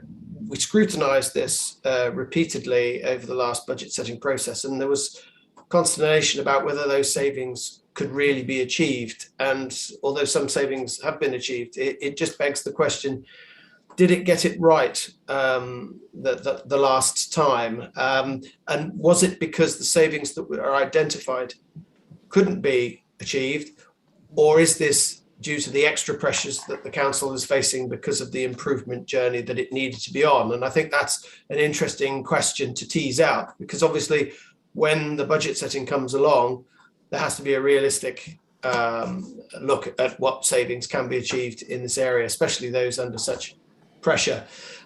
There's lots to talk about here, but I must flag up paragraph 21, the 178 room facility for student accommodation. That was a decision that the last administration made. We're really proud of making that decision, and we think it was the right thing to do to promote further education in Herefordshire. So we're absolutely delighted that that's coming online and that project is coming into fruition. It is also very good that that there is extra money for the Hereford Enterprise Zone. There's £675,000 for investment in a key industrial area, economic area for Herefordshire, not just Hereford. Herefordshire is a really, really good thing, but cannot help but think that the real opportunity that was missed was, and if you really wanted to help that enterprise zone, you would have built a Southern Link Road right to it. That would have been the investment that would really help the infrastructure. And so it is a real shame that the Southern Link Road wasn't built specifically to help the industrial park, but also the infrastructure issues that we all know about. And I was going to ask the question of the Leader of the Council, but I now know, due to a Freedom of Information request, the cost to the council for repaying the LEP for the cancellation of the bypass is £2.3 million. And I can't help but thinking that's sending money in the wrong direction and not investing and not helping our enterprise zone. So that's a really sad thing, but we note the investment. Thank you. I think, Councillor Lester, you might be skating on slightly thin ice there. I think, first of all, the decision to build the station approach accommodation was made by this administration, not by yours. Secondly, the Southern Relief Road, this administration was unable to place any sort of contract to build that road.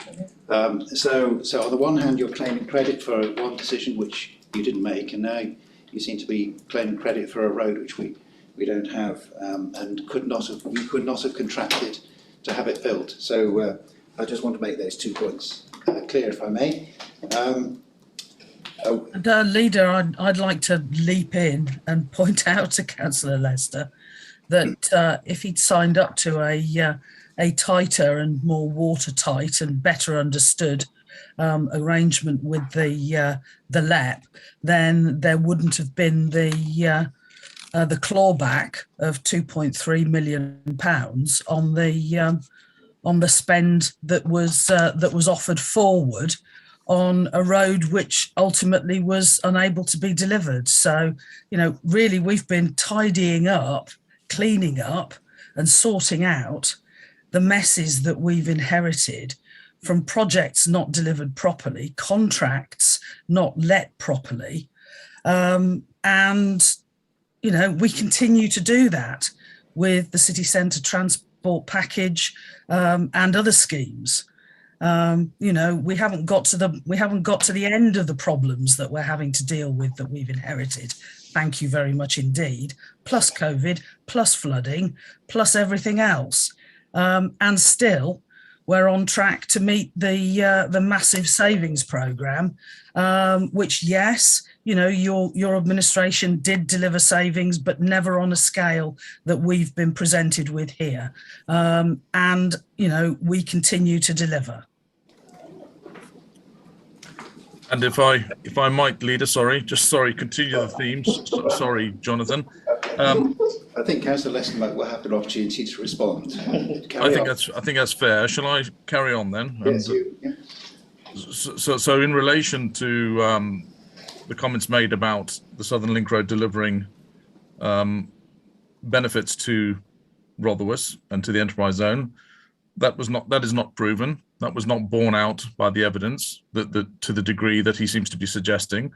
Secondly, we could not have delivered it on time, even if we wanted to, for the reasons that you mentioned in the failure of the procurement that was kept, well, quite frankly, kept secret from us for 8 months until we came in as administration. And thirdly, who the heck borrows money or accepts money from a LEP without any written agreements and is foolish enough to do so, and then leaves it to us as an administration to try and tidy up the mess? It's extraordinary.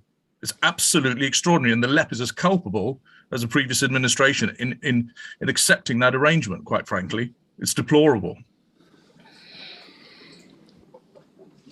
Councillor Lester, I don't know whether you wish to respond to. Yeah, the genesis of the student accommodation was under our watch. We thought it was a great idea. We were approached to make that accommodation. So, it all started with us. With the link road, the Southern Link Road, the reason for that infrastructure is as plain as anybody's nose on their face. And everybody knows that if you make it easier to get to an industrial park, you don't have industrial traffic going through inner city roads where there are schools and roundabouts. You make it easier for business, then it will increase the reason for going there, which is why this council has consistently improved the infrastructure for the enterprise zone. So whether there was a procurement problem or whether it wasn't ready to go on the date that anybody said, the reason for having that road was obvious. It will never go away. And I don't think the LEP or the council at the time thought in their wildest dreams that anybody would be sensible, crazy enough to pull the plug on such a key infrastructure project for that part of the city. So, it just remains that the principle of increasing infrastructure to a major industrial area, economic area for growth for Herefordshire remained, will always remain, and it's just a pity that couldn't go through. And yet again, there's been more money wasted in it not happening when it will just have to happen in the future. But I'll leave it at that. Thank you. I think as an administration, we're looking forward to a second bridge. Indeed. Potentially on the eastern side of the city, which will lead directly into that industrial estate, and be an awful lot cheaper, done much more quickly, and environmentally much more friendly. Thank you. So we'll move on then. Leader, can I just raise a point, please? There was a question asked by Councillor Lester. It's such a shame that how often we end up talking about roads rather than the real issue, which is what you asked about, Councillor Lester, around children's services and the finances. I wish everybody had as much passion for talking about that as they do about roads. Okay, we'll move on if we may to Councillor Fagan. Councillor Fagan. Yes, thank you. I was wondering if Councillor Toynbee was going to answer that question, but that's fine. I mean, it's very obvious that our services are being squeezed to sort of, and sometimes it feels like they're being squeezed to breaking point. So just having a look at the report and seeing that actually we can still hold our heads up, we are okay, is very reassuring. And I think thanks to all the wonderful staff at Herefordshire Council who have enabled us to do this despite the really difficult circumstances.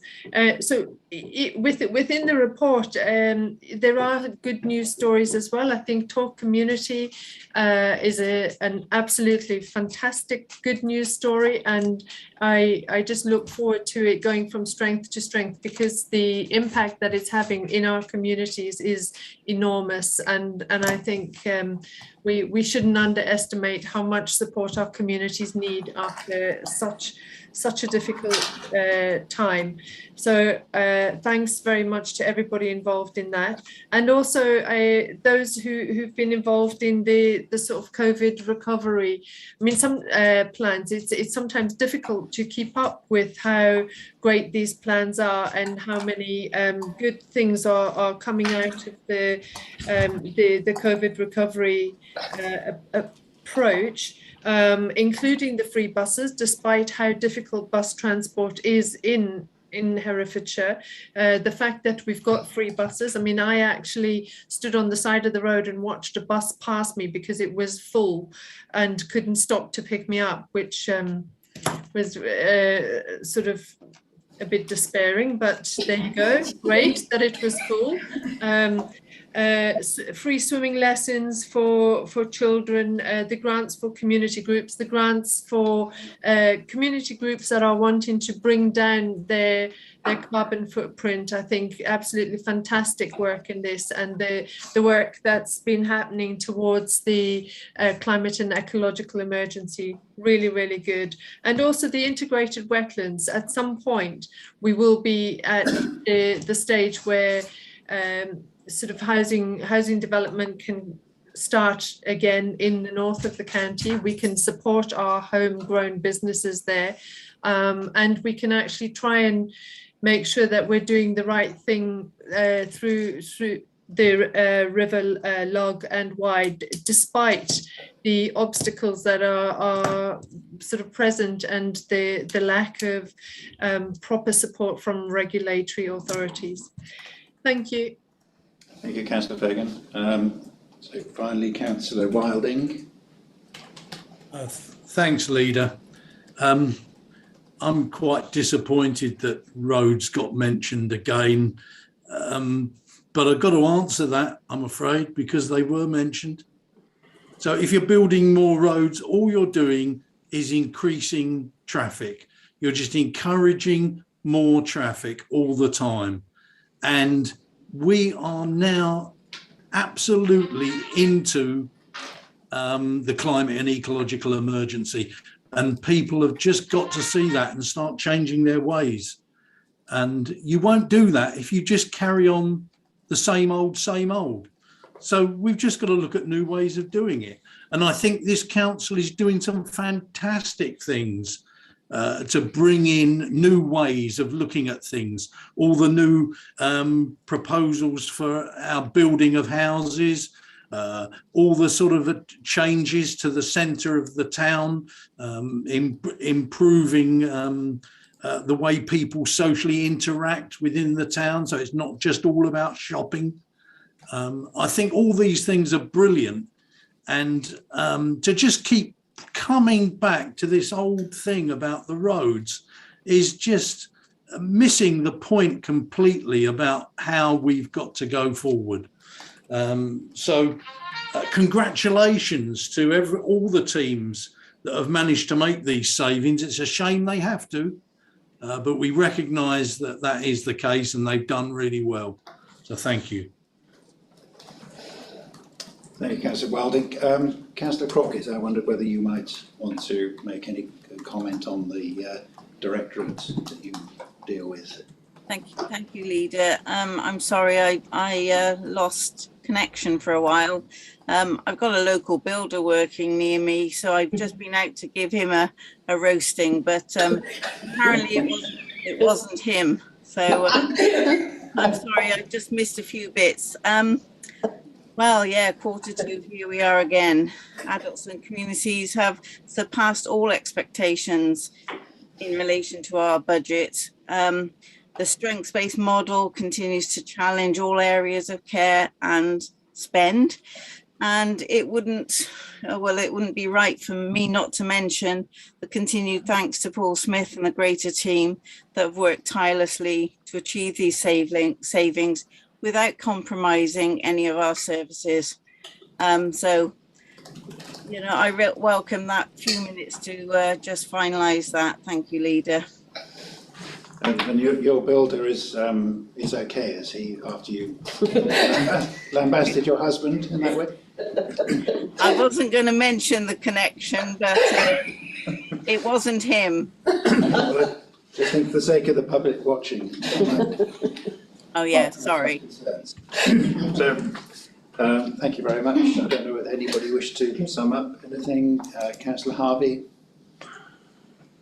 Yeah, I'd just like to thank colleagues for highlighting the very many areas of you know, sort of positive delivery and really good work that's been going on in the first 6 months of this year.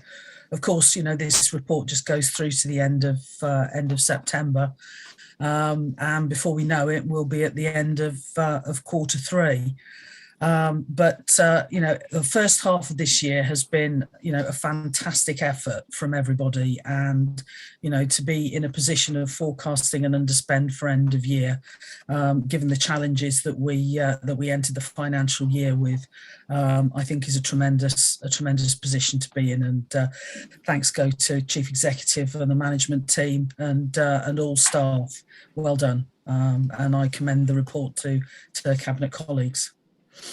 Okay, so I recommend that the Cabinet, having reviewed the performance and financial forecast for 21-22 as set out in Appendices A to F, has not identified any additional actions to be considered to achieve future improvements. Could you add your agreement to that recommendation by show of hands? Thank you very much. Move on then to item number 9, review of the statement of community involvement. This is another one for Councillor Harvey. The documentation has been circulated beforehand, and there is also a supplemental paper on the council website. Councillor Harvey. Thank you, Leader. As colleagues are aware, we're a good 15 months into an update of our core strategy and local plan, which provides the planning policy framework within which all development in Herefordshire comes forward. The current plan was adopted in 2015 after more than 4 years of detailed preparation. This update will push the duration of the plan out to a further 10 years to 2041, and will revise policies which are not working and will strengthen and improve those that are. Herefordshire has got the largest proportion of either adopted NDPs or NDPs, neighbourhood development plans, under development of any authority in England. And this involves a huge amount of energy and effort from residents and our parish councils, and takes many months and sometimes several years to complete as a process. This isn't necessarily to be taken as a compliment, since many communities have undertaken neighbourhood planning in order to try to defend themselves against what they see as some of the harmful likely effects of the 2015 policy framework. It is enormously important that during this plan update process, we make every effort to address the concerns of these communities and make the very best use of the wealth of experience and understanding of the planning process, which our communities have developed as a consequence of their involvement in the neighbourhood development planning process. This is why this statement of community involvement is so important. It is also a requirement of the Planning and Compulsory Purchase Act 2004 that as part of the local development framework, a statement of community involvement is prepared, which sets out the council's policy in respect of consultation on planning matters. And the revised statement of community involvement will replace the current document, which was adopted in 2017. Extensive review of the planning process leading to the publication of the Localism Act in 2011 and the National Planning Policy Framework in 2012, as well as the emerging white paper for planning, means that there is now far greater emphasis on early engagement with all potentially affected parties, and we're committed to undertake this. This revised statement of community involvement details the various ways in which our residents and important stakeholder groups are able to be involved in the planning process, and signals the commitment this council has to ensure there is ample opportunity for them to do so. Whilst endeavouring to make best use of the internet and online consultation to engage people in flexible ways, we must remain mindful that not everyone uses this technology.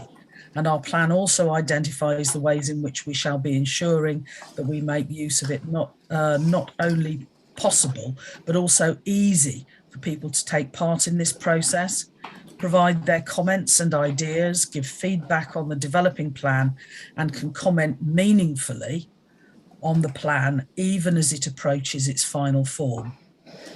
For me and for us as an administration, community consultation is vital, genuine and central part of how we have been and shall continue to function. We are always learning how to do it better and welcome comments and ideas on where improvements can continue to be made.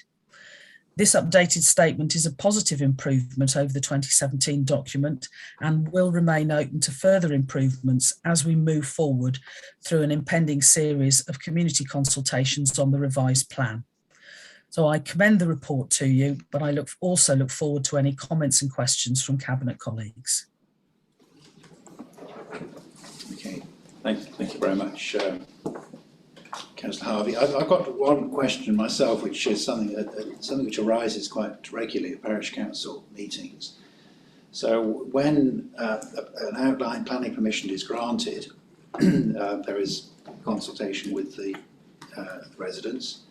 But then when it comes to the detailed stage, and in particular issues related to drainage, there doesn't seem to be a requirement to consult. We don't have that right, I don't think, within this paper. I just wonder whether that was because central government limits our ability to ask that sort of question. But it's certainly something which I know concerns residents who have local knowledge of drainage issues in their wards, parishes, and they'd like to be able to pass that information on to the planning officers and really be consulted more on those details. Well, I think obviously when it comes down to individual planning applications, they will be being determined within the policy framework that pertains at the time. So that's 2015 policy framework until we've got this new revised plan published.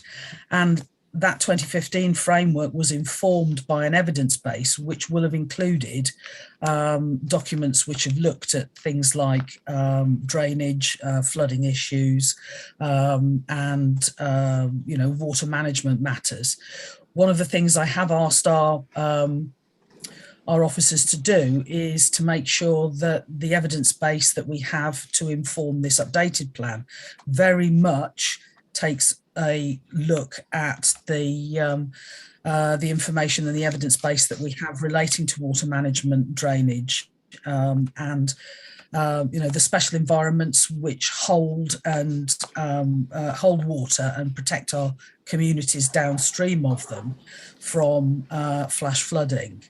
So the kind of consultations that you're talking about to do with individual planning applications are relating to the sign-off of planning conditions, which are applied to applications either at outline or at detailed planning stage, and those do get consulted upon.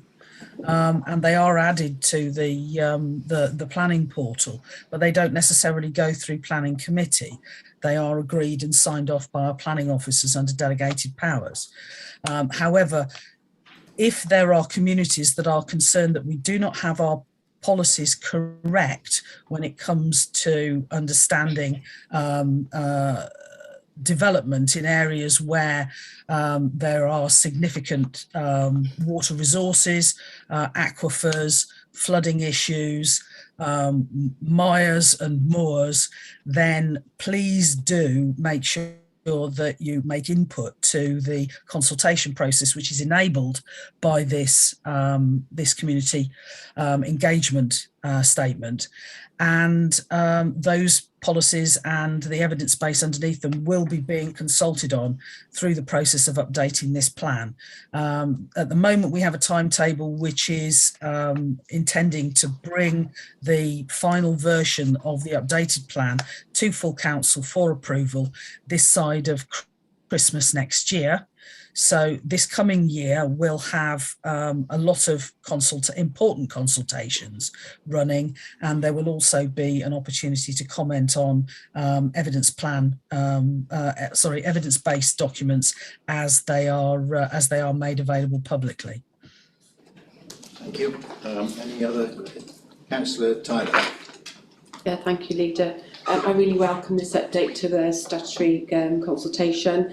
The biggest concern for me when I was a planning officer is that if you wanted to put something in representations into the council and you didn't put a name and address to it, it was never taken into consideration. So that has changed, which is really good, because some people do not like to put their names to their concerns. And obviously going wider than just the paper. And I think it's really important that people are sort of, led the way into planning and to make their voices heard. There are many people that don't know how to do it, so I think this update of the statutory consultation is really good, and welcome this report. Thank you.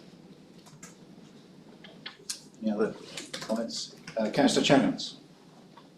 Thanks. Just briefly, yeah, absolutely, really welcome it. And how we do business has changed so much over the last couple of years with the use of Zoom mechanisms like we've got now. We've got a real opportunity, and it's been very interesting over the last couple of weeks. We've been running some public consultations on, stakeholder consultations on the Climate Assembly, and there's been an immense amount of interest and loads of people turning up to Zoom meetings. And I think that we've got a real opportunity with planning consultations to do much more of that this time round. So very much hope, Councillor Harvey, that's on your plan to have endless Zoom meetings and YouTube videos featuring yourself talking through step-by-step planning consultation documents. Exactly.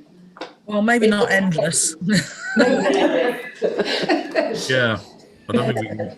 Perfectly pitched series. Okay, thank you very much. Okay, I'll go to the group leaders now. First of all, against Councillor Lester. Thank you, Chair. Yes, from our group, the Conservative group, I note it's a refresh and an upgrade of 2017. And it's a document that's trying to be a catch-all for the planning experience, and how you successfully capture that is an art rather than a science. And so I accept that it's a challenge, and maybe it will be revised as we go forward. But just the three main bold points, really. Where it says about relevant planning matters, it's section 9.8, I think. should always put in there and any other material considerations. That's a key one that you should never forget, really. It's a catch-all for everything that's forgotten, but it's in the legislation. The other thing is section 7, where it talks about ward members, 53 ward members participation. I think even the newest members who joined us in 2019 would say that it's a lot more involved than they thought it would be. And I'm just wondering or worried that section 7 doesn't really encapsulate the role that a member has to play in this process. And just by coincidence, I will be attending a public meeting on Monday because there's in the ward I represent, there's a planning application for 20 extra homes. And I will be playing a very active role in trying to explain to members of the public just how the process, a long and involved process, could play out. And I don't think this document really touches on the complexities of that enough, because really what I would like to do is show this document to those people there on Monday and say, if you've got any queries, this is what's going to happen. And it may need some more detail to fill in some of the blanks that members of the public, when reading this, might have. And leading on from that, the planning process involves neighbourhood plans, the core strategy and revisions of the core strategies, etc., etc., etc. But it also involves planning committee, the dynamic of planning committee, and also how, if it goes to planning committee and is refused, or, you know, it also involves the planning inspectorate, which is something that is often beyond the experience and understanding of members of the public until we're all caught in the headlights of that process. So I'm wondering if that could also be added on to the document. You will never explain it all comprehensively enough to cover all the bases, but I just feel that member involvement, planning committee, and the other end of it, the other part of the equation, which is the appeal process, the document may benefit from those additions. Now, I know that the General Scrutiny Committee wish to review planning, the planning service as a whole, hopefully in January. So it could be that this document it could be looked at as part of that. But as an initial draft, we accept it, but the Conservative group accept it, but we put forward those suggestions, food for thought. And as I say, scrutiny may wish to revisit this item in future. Thank you. Okay, thank you, Councillor Lester. I do take your point. I think less than 50 words to cover the role of a ward member is perhaps a bit shorthand. However, this is an outward-facing document, so this is talking about community engagement. I think, you know, if there are guidance documents that members feel need to be provided to assist them to fulfil their role as ward members, in particular in relation to planning, I'm sure we can look at that. But this is very much an outward-facing document, so I'm not surprised that it's a bit thin on member involvement and planning committee, because this is more about how we engage with the community. But there is an individual element when it comes to planning committee, and, you know, the community can, I take it, get very involved when it comes to planning appeals and the planning inspectorate. So we're always open, as I said in my my lead into this, to ways to improve on this. And if it's something that scrutiny wishes to consider at some point in the future, I definitely welcome scrutiny's view, as ever. Thank you. So, Councillor Fagan. Yeah, thank you. The Greens certainly welcome this document. I think Councillor Lester may have had a bit of a point, and that perhaps like an infographic or something might be quite good in just actually identifying how members of the community sort of can get involved, and sort of what the direction of travel with planning applications is. I've been quite surprised at the low level of education within the community around planning, and I think since the letters that used to go out to different households stopped going out, a lot of people have sort of disengaged from the process. They don't all sign up to the updates, and so they don't actually know about what's happening in their local area. If they've missed the yellow sign, or if some things happened, they're quite uneducated in terms of what's going on. So I welcome that sort of broader level of engagement. I think we're going to have to educate people a lot more about how they engage with those different interfaces. And certainly that's something that we'll be doing in Llanwarn at our New Talk Community Hub, using the facilities we've got to help people engage with the planning process as well. I think there's also a lot of faith that needs to be restored within the community around the planning process. Certainly, and I'm sure this happens to every councillor, planning seems to dominate parish council meetings, and those communities that have developed an NDP quite often feel that their NDP is actually being ignored by the planners. They don't feel confident that the work that they will do in determining what size houses will be required is actually going to be taken on board, and there's a lot of frustration around enforcement and planning by condition, because they know that it's very easy just to change conditions or to ignore them or to get retrospective sort of planning for changes to conditions. So I think that we've got a long journey ahead of us in terms of planning, but I think that this is a good first step. I know a lot of people are very keen to engage with the core strategy review. So yeah, let's begin that journey.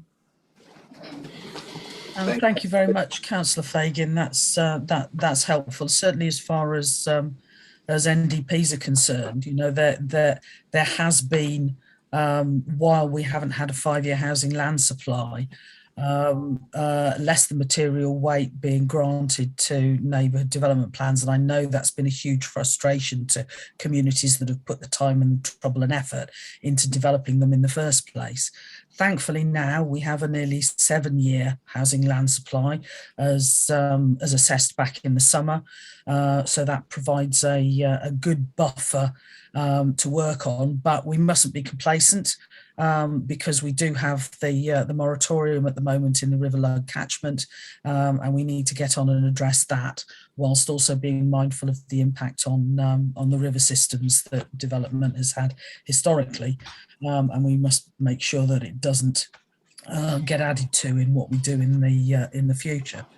But thank you very much for your comments, and there is a long journey to go on with the planning activity, and shortly we'll have some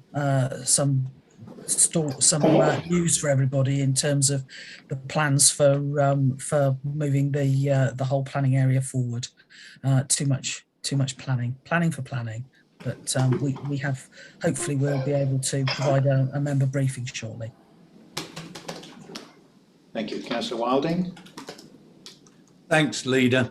Yeah, well, I do like the way it's set out, and it's good that it's pretty simplistic and easy to understand.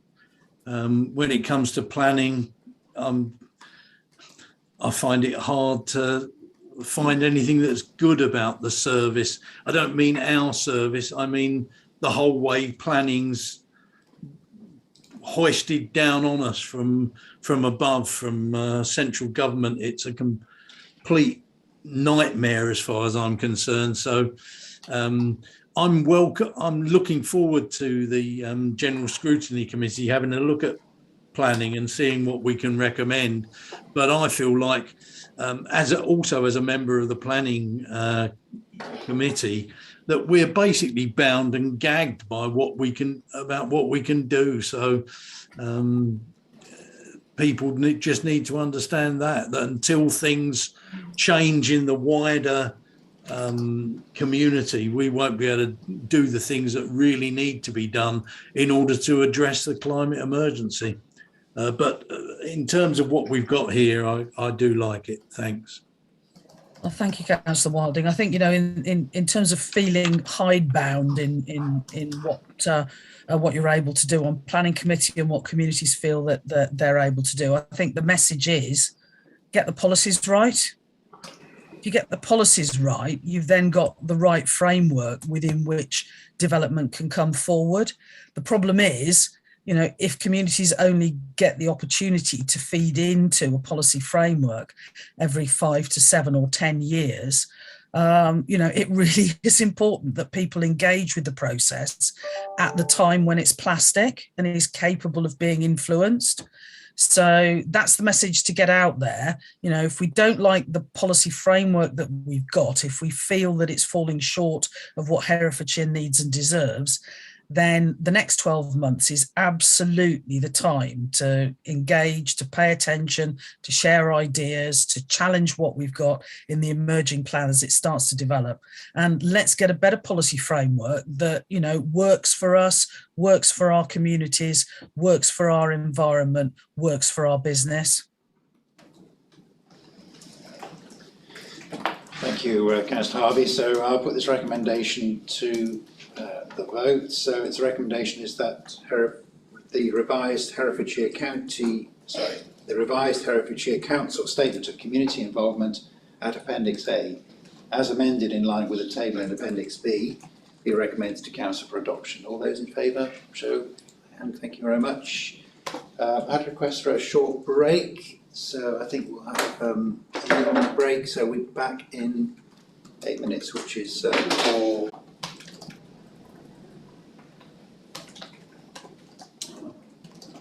Okay, I think we'll kick off.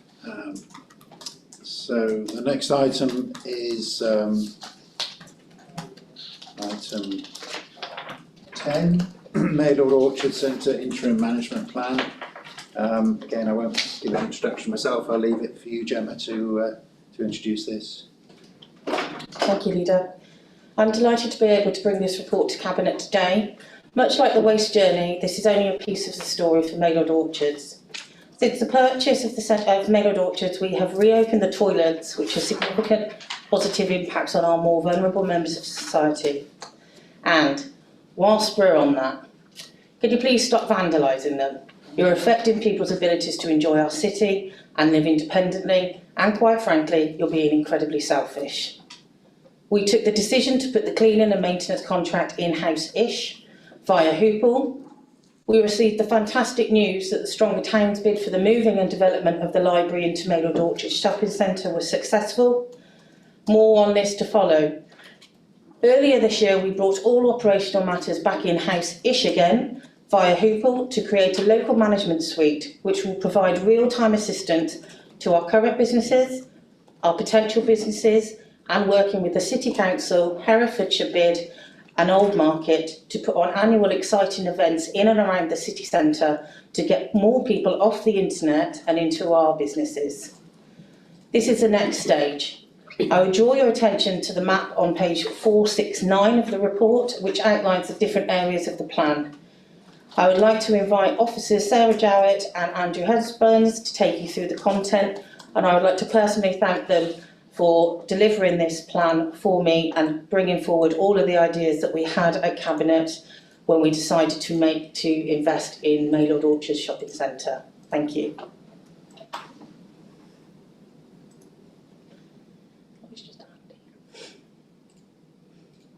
Hello, thank you. Thank you for the introduction. Yes, the interim management plan has, as it's set out, is basically to enable us to have a strategic plan going forward as to the use and the letting policy in respect of the units at Maylord Orchard.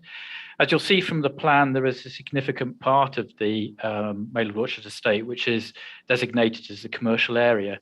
That is basically around the units which are let on long-term commercial leases. Many existing tenants and quite large tenants, as you're probably aware, such as Wilco and Poundland, who basically effectively supply a considerable amount of the income stream to the centre. In taking forward the sort of plans around the community and letting of smaller units to encourage local businesses and community involvement, we've designated part of the centre predominantly along Goman Street, where there are smaller units, to encourage small businesses to take leases on favourable terms, and also to enable some of the smaller units as well to be made available for community use. And the process that we wish to take forward is really to have effectively an assessment, a bidding process for those units, so community users and if you like, small businesses can come forward and make cases to rent the units, or should I say lease the units for short terms, so that they can basically establish themselves and get a foothold in terms of their business plans. You'll also see as well on the plan itself that we have some cornerstone units, and those are predominantly along Commercial Street and Hightown.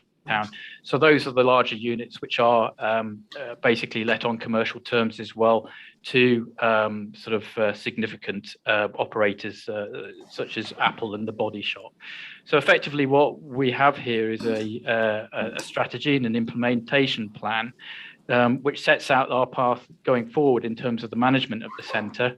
As Councillor Davis says, the management of the centre is now in the hands of Hoople, and we've recently appointed a new centre manager who only a few weeks into the job, I think is doing really well in terms of encouraging use.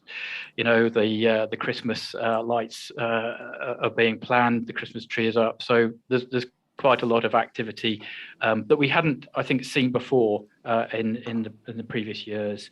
Finally, you'll note from the plan that there is another area as well within the Maylord Orchard Centre, which is set aside for digital area and skills, and those units are predominantly set aside for sort of a growing Hereford offer.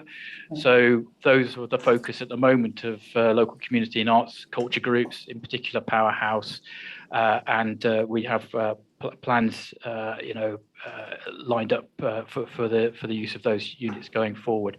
So in essence, it's really a case to approve the interim plan for the centre itself, so that we can really in particular make the offer around the units on Goman Street for small businesses and community use.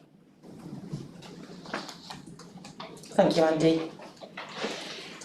So Andy, thank you very much for this document which sets out our plans for the future. Anybody got any particular comments, questions, uncertainties? Ange, Councillor Tyler? Yeah. Thank you, Leader. Really welcome this report, Councillor Davis, and it's really interesting.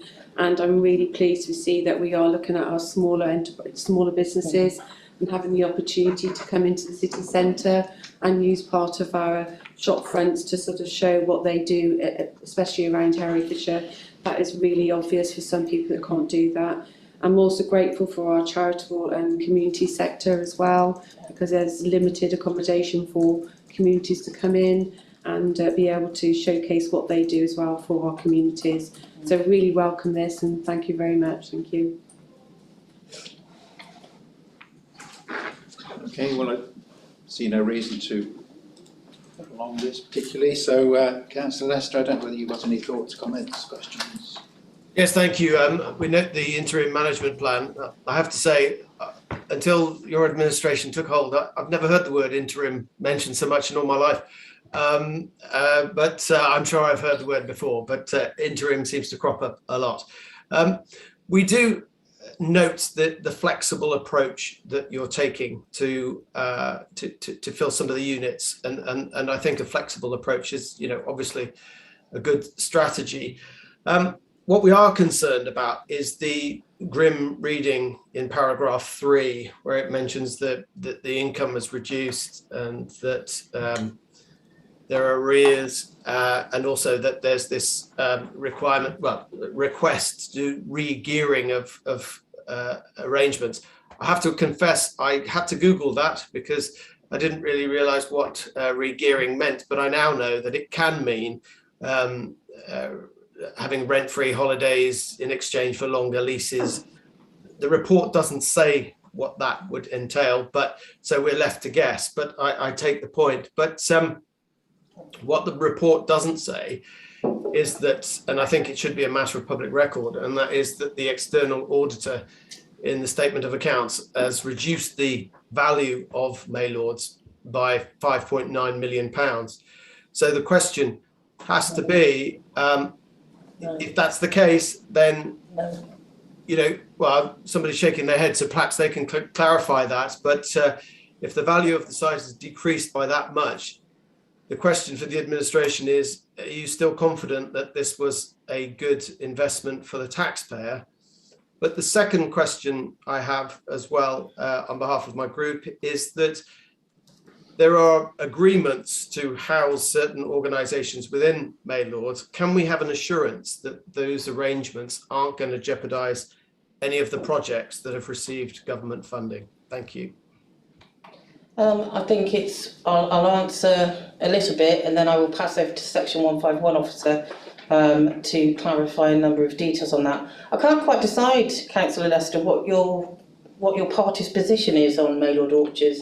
The last meeting we were at, I'm pretty sure one of your councillors tried to take responsibility for it for the Conservatives, and that if we did it, it was all of a master plan for stronger towns, and now we're not so sure. So might be worth clarifying that before it comes to us again. Interims, it's an intervening time interval. Temporary or provisional arrangement. It means that you're planning things, which is maybe why you didn't hear it when you were in administration. So I am absolutely assured it is the right investment for us as an authority, and I am absolutely overwhelmed by the amount of interest that we continue to have, in spite of the national picture of businesses that want to come to Maylord Orchards. Anybody that truly cares about this county would be behind this. I have no issues with people being critical friends. It happens, we welcome critical friends along the journey. But what I would be doing is, instead of focusing on past and talking about money, etc., and actually we've been very open about the arrears, which is shared in every single city in the entire country over the last 18 months. Would you prefer me that I authorise our accounts to go after every single person and demand that they pay us within the next month? Or would you prefer us to have an open conversation and work through those plans with them? I know which one I'm going for. I'm going to pass over to the Section 151 officer to give an answer on your rather big claim that £5.9 million has been reduced in the value. Leader, I can confirm that the auditors don't provide the valuations for the properties. Those with the council employs and the professional valuers to do that. The Audit and Governance Committee that met this week received the audit findings report from the external auditors. They did observe that the external valuers had identified that there is a great deal of volatility in the valuations of properties, and certainly commercial properties and retail properties. There is an overall downward valuation in the council's retail properties, including Maylords, but we need to remember that we owned the freehold site for Maylords, and we always have done.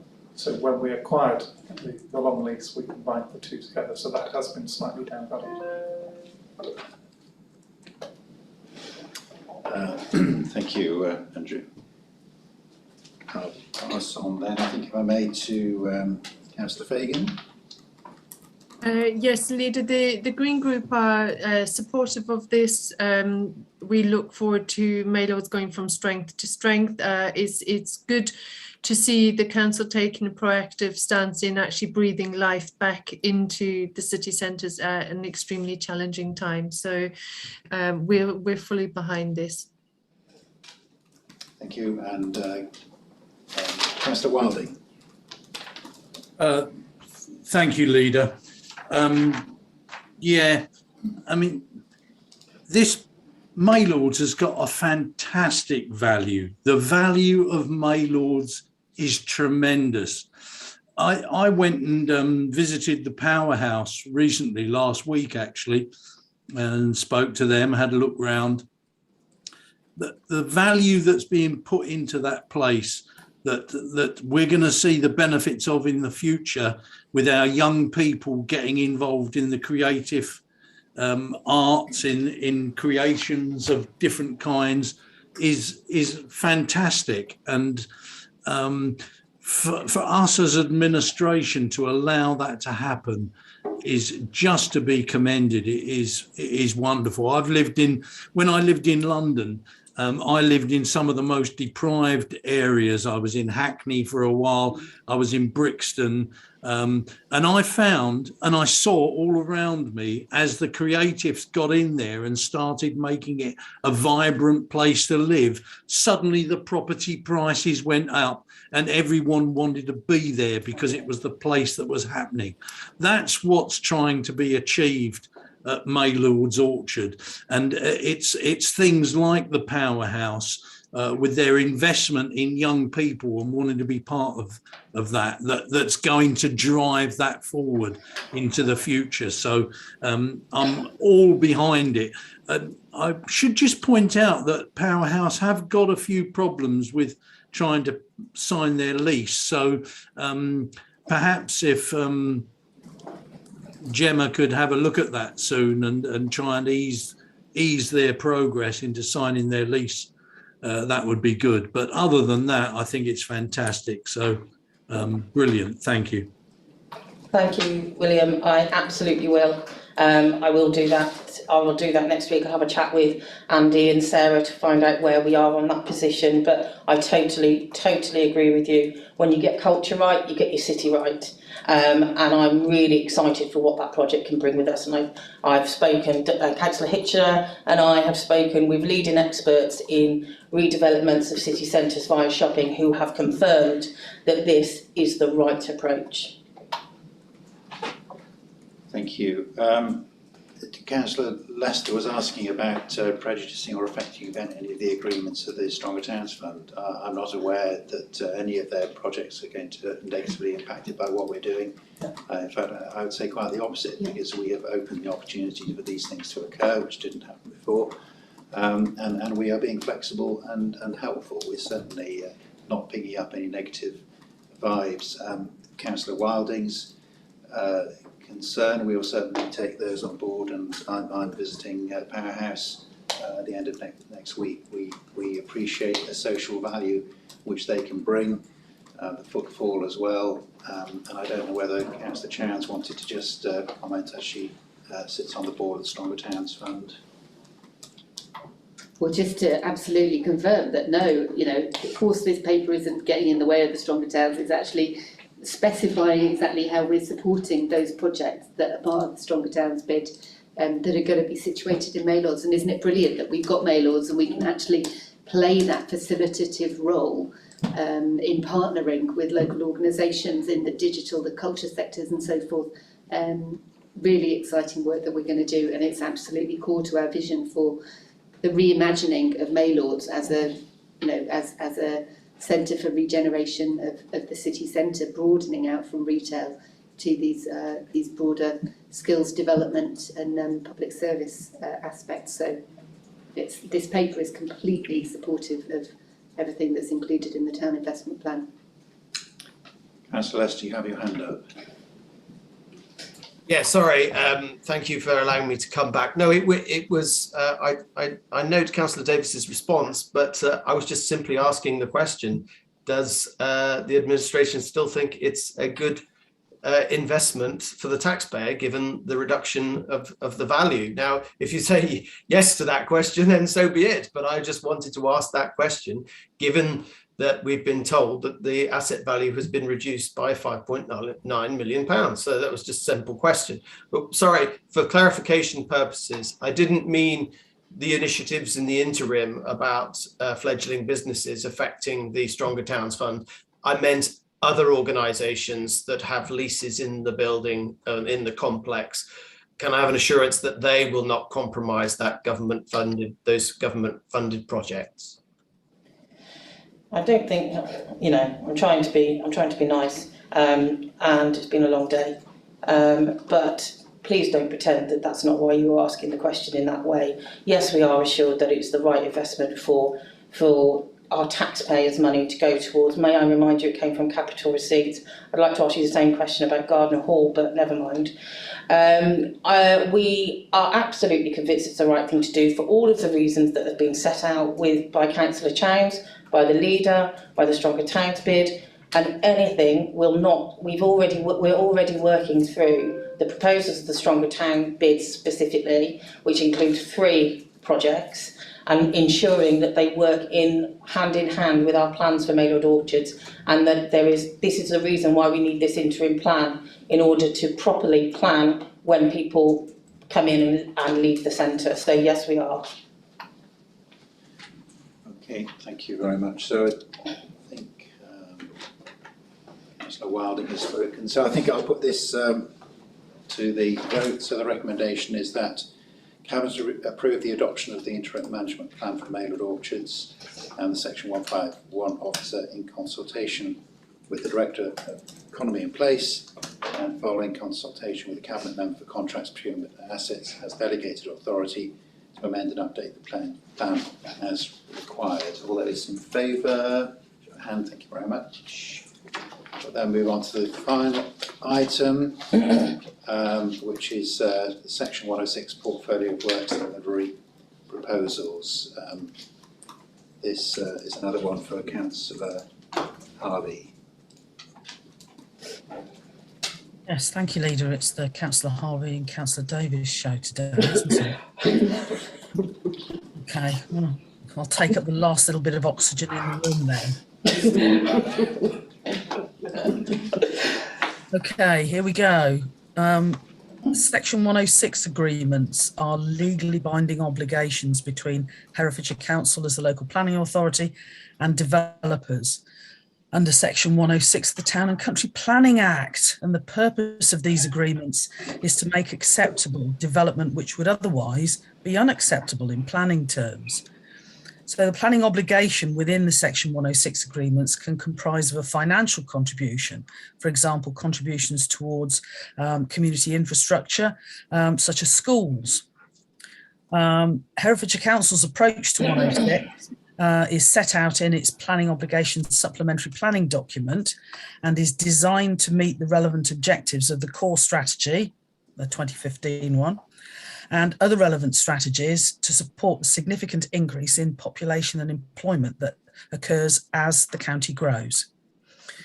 In February 2021, the South West Audit Partnership Internal Audit Services issued a report on our Section 106 agreements. The purpose of the audit was to verify there were adequate council oversight of funding received from developers, and that Section 106 agreements were discharged as agreed. And there were some key issues that were identified in that audit. The main 3 were: the management board required more comprehensive reporting to enable informed decisions to promote the expenditure and maximise the benefits that were accrued to residents.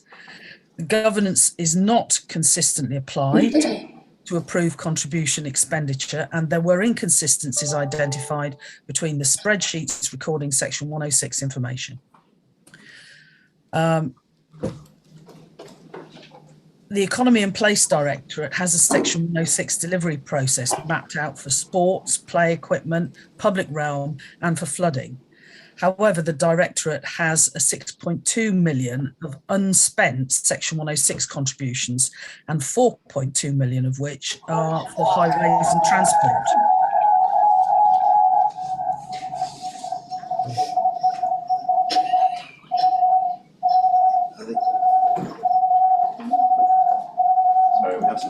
interference here. It's me, sorry. Okay, we're okay now. Okay. The Children and Families Directorate has a policy in place for the use and determination of projects for Section 106 funding, but has a £2.9 million of underspent Section 106 contributions presently. This is yet another inherited position, which has taken a long time to unravel, unpick and understand.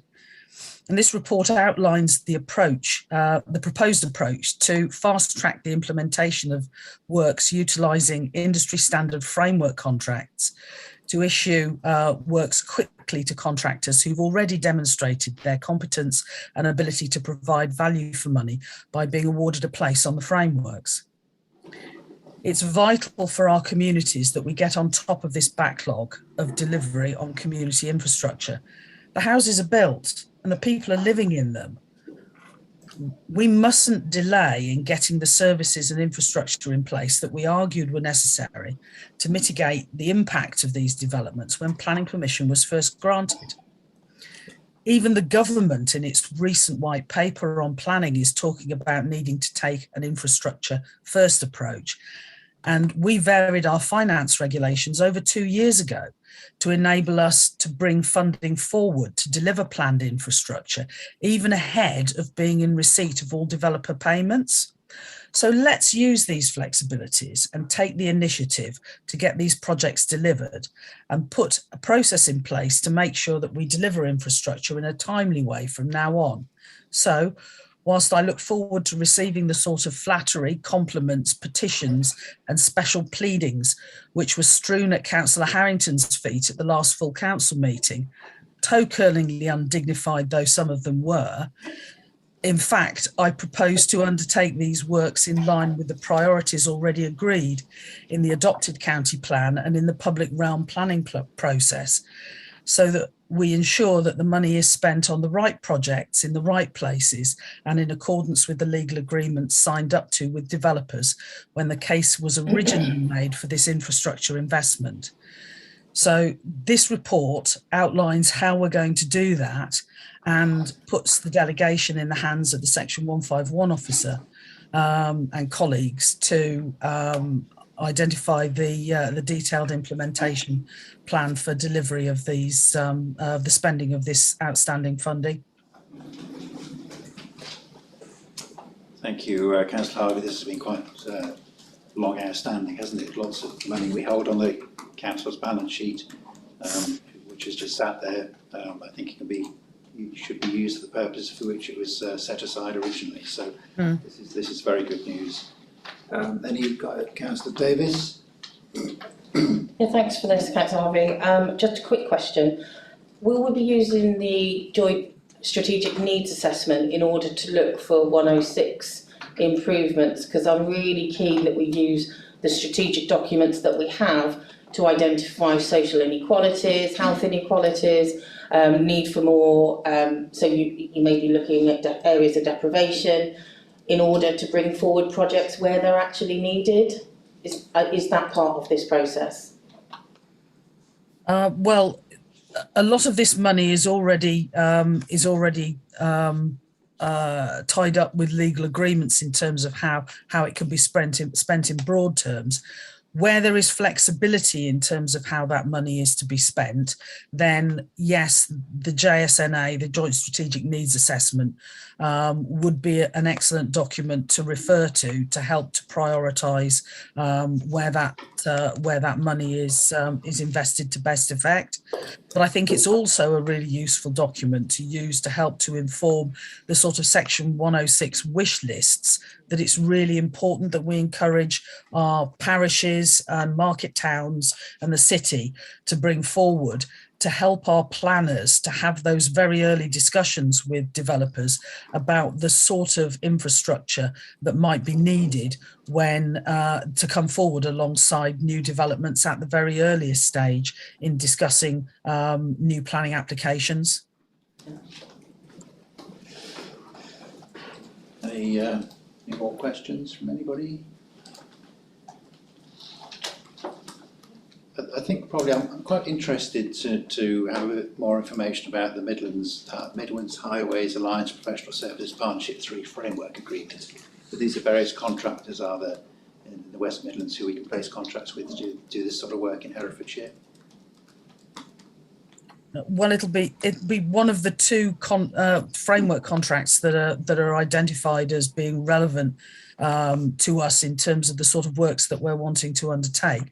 But I mean, framework contracts generally are things that companies apply, bid to have a place on. And they have to meet a whole load of different criteria and evidence that they are competent and capable and deliver value for money and are able to undertake the kind of works that the framework set up to achieve.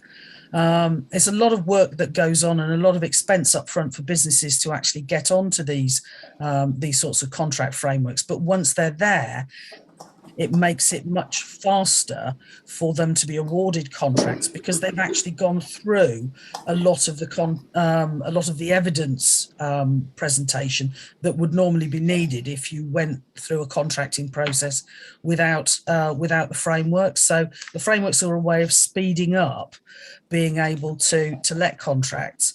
Of course, it is important to make sure, and I think it's a lesson that the last administration learned, that it is important to make sure that you've got more than one company on a framework when you cite it as one that you're going to be using to actually issue a contract.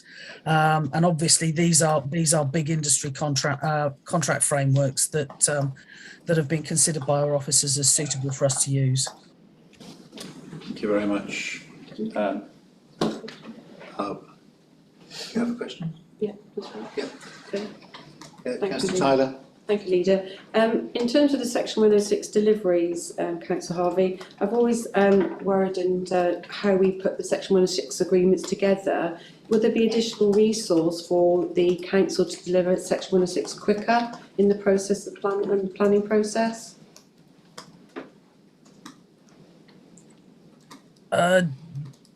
Deliver what quicker? The agreements with developers or actually turning that 106 into projects on the ground? It's delivering the actual agreements between the council and the developer, because sometimes that can take a little while to come through the system, and I'm just wondering whether any resource could be given to our legal services. Well, I think as part of putting the plan together for improving planning, if there's a bottleneck there, then that's something that will be identified through the assessment process, and we can certainly look at that if it's proved to be a sticking point. Thank you. Thank you very much. Okay, I'll move on now to group leaders. Councillor Lester. Briefly, get the logic of it. Makes me welcome it. Yes. Appreciate Can't hear you very well, Councillor Lester. Sorry. Bit scratchy.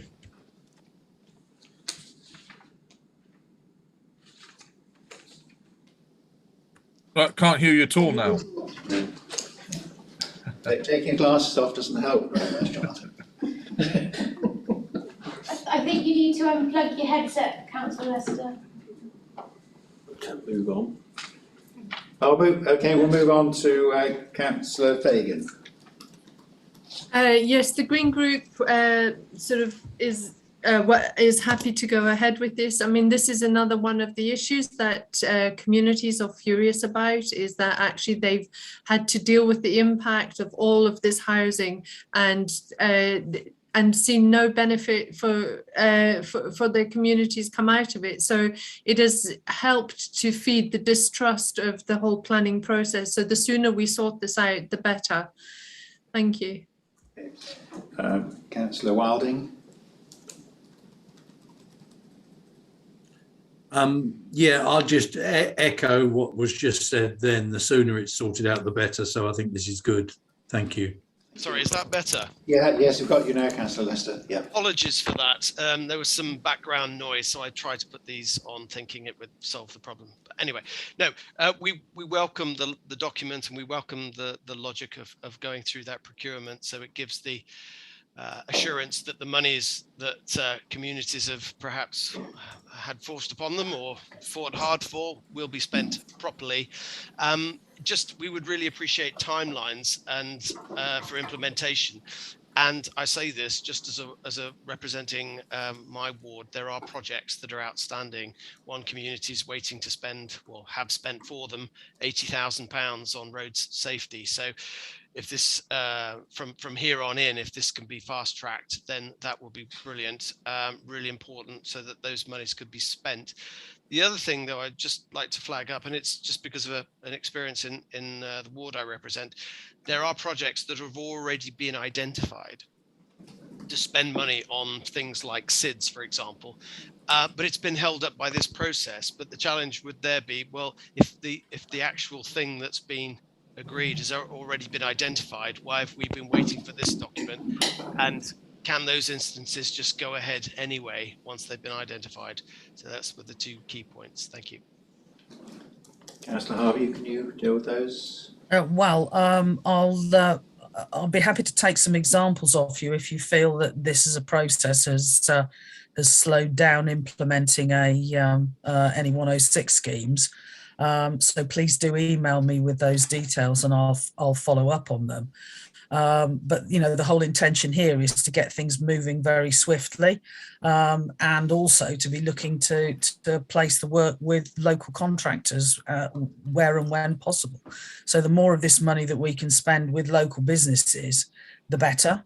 But the whole point of getting this infrastructure out there is to try and do what we can to help the local economy.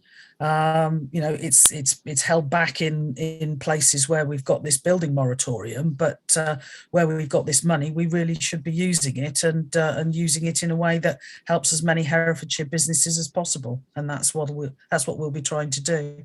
Particularly with the social value contracting framework that we've got now in place, thanks to Councillor Davis and the contracts team. Thank you very much, Councillor Harvey. The recommendation is in the papers. You've read them. Are you happy to agree them? I'll show by show of hands. Thank you. Thank you very much. So I've now closed the meeting. Thank you to everyone for attending. The next meeting is scheduled for Thursday, the 16th of December. Christmas jumpers allowed, I think, probably next time. Please, can I have confirmation the live stream has stopped? This time.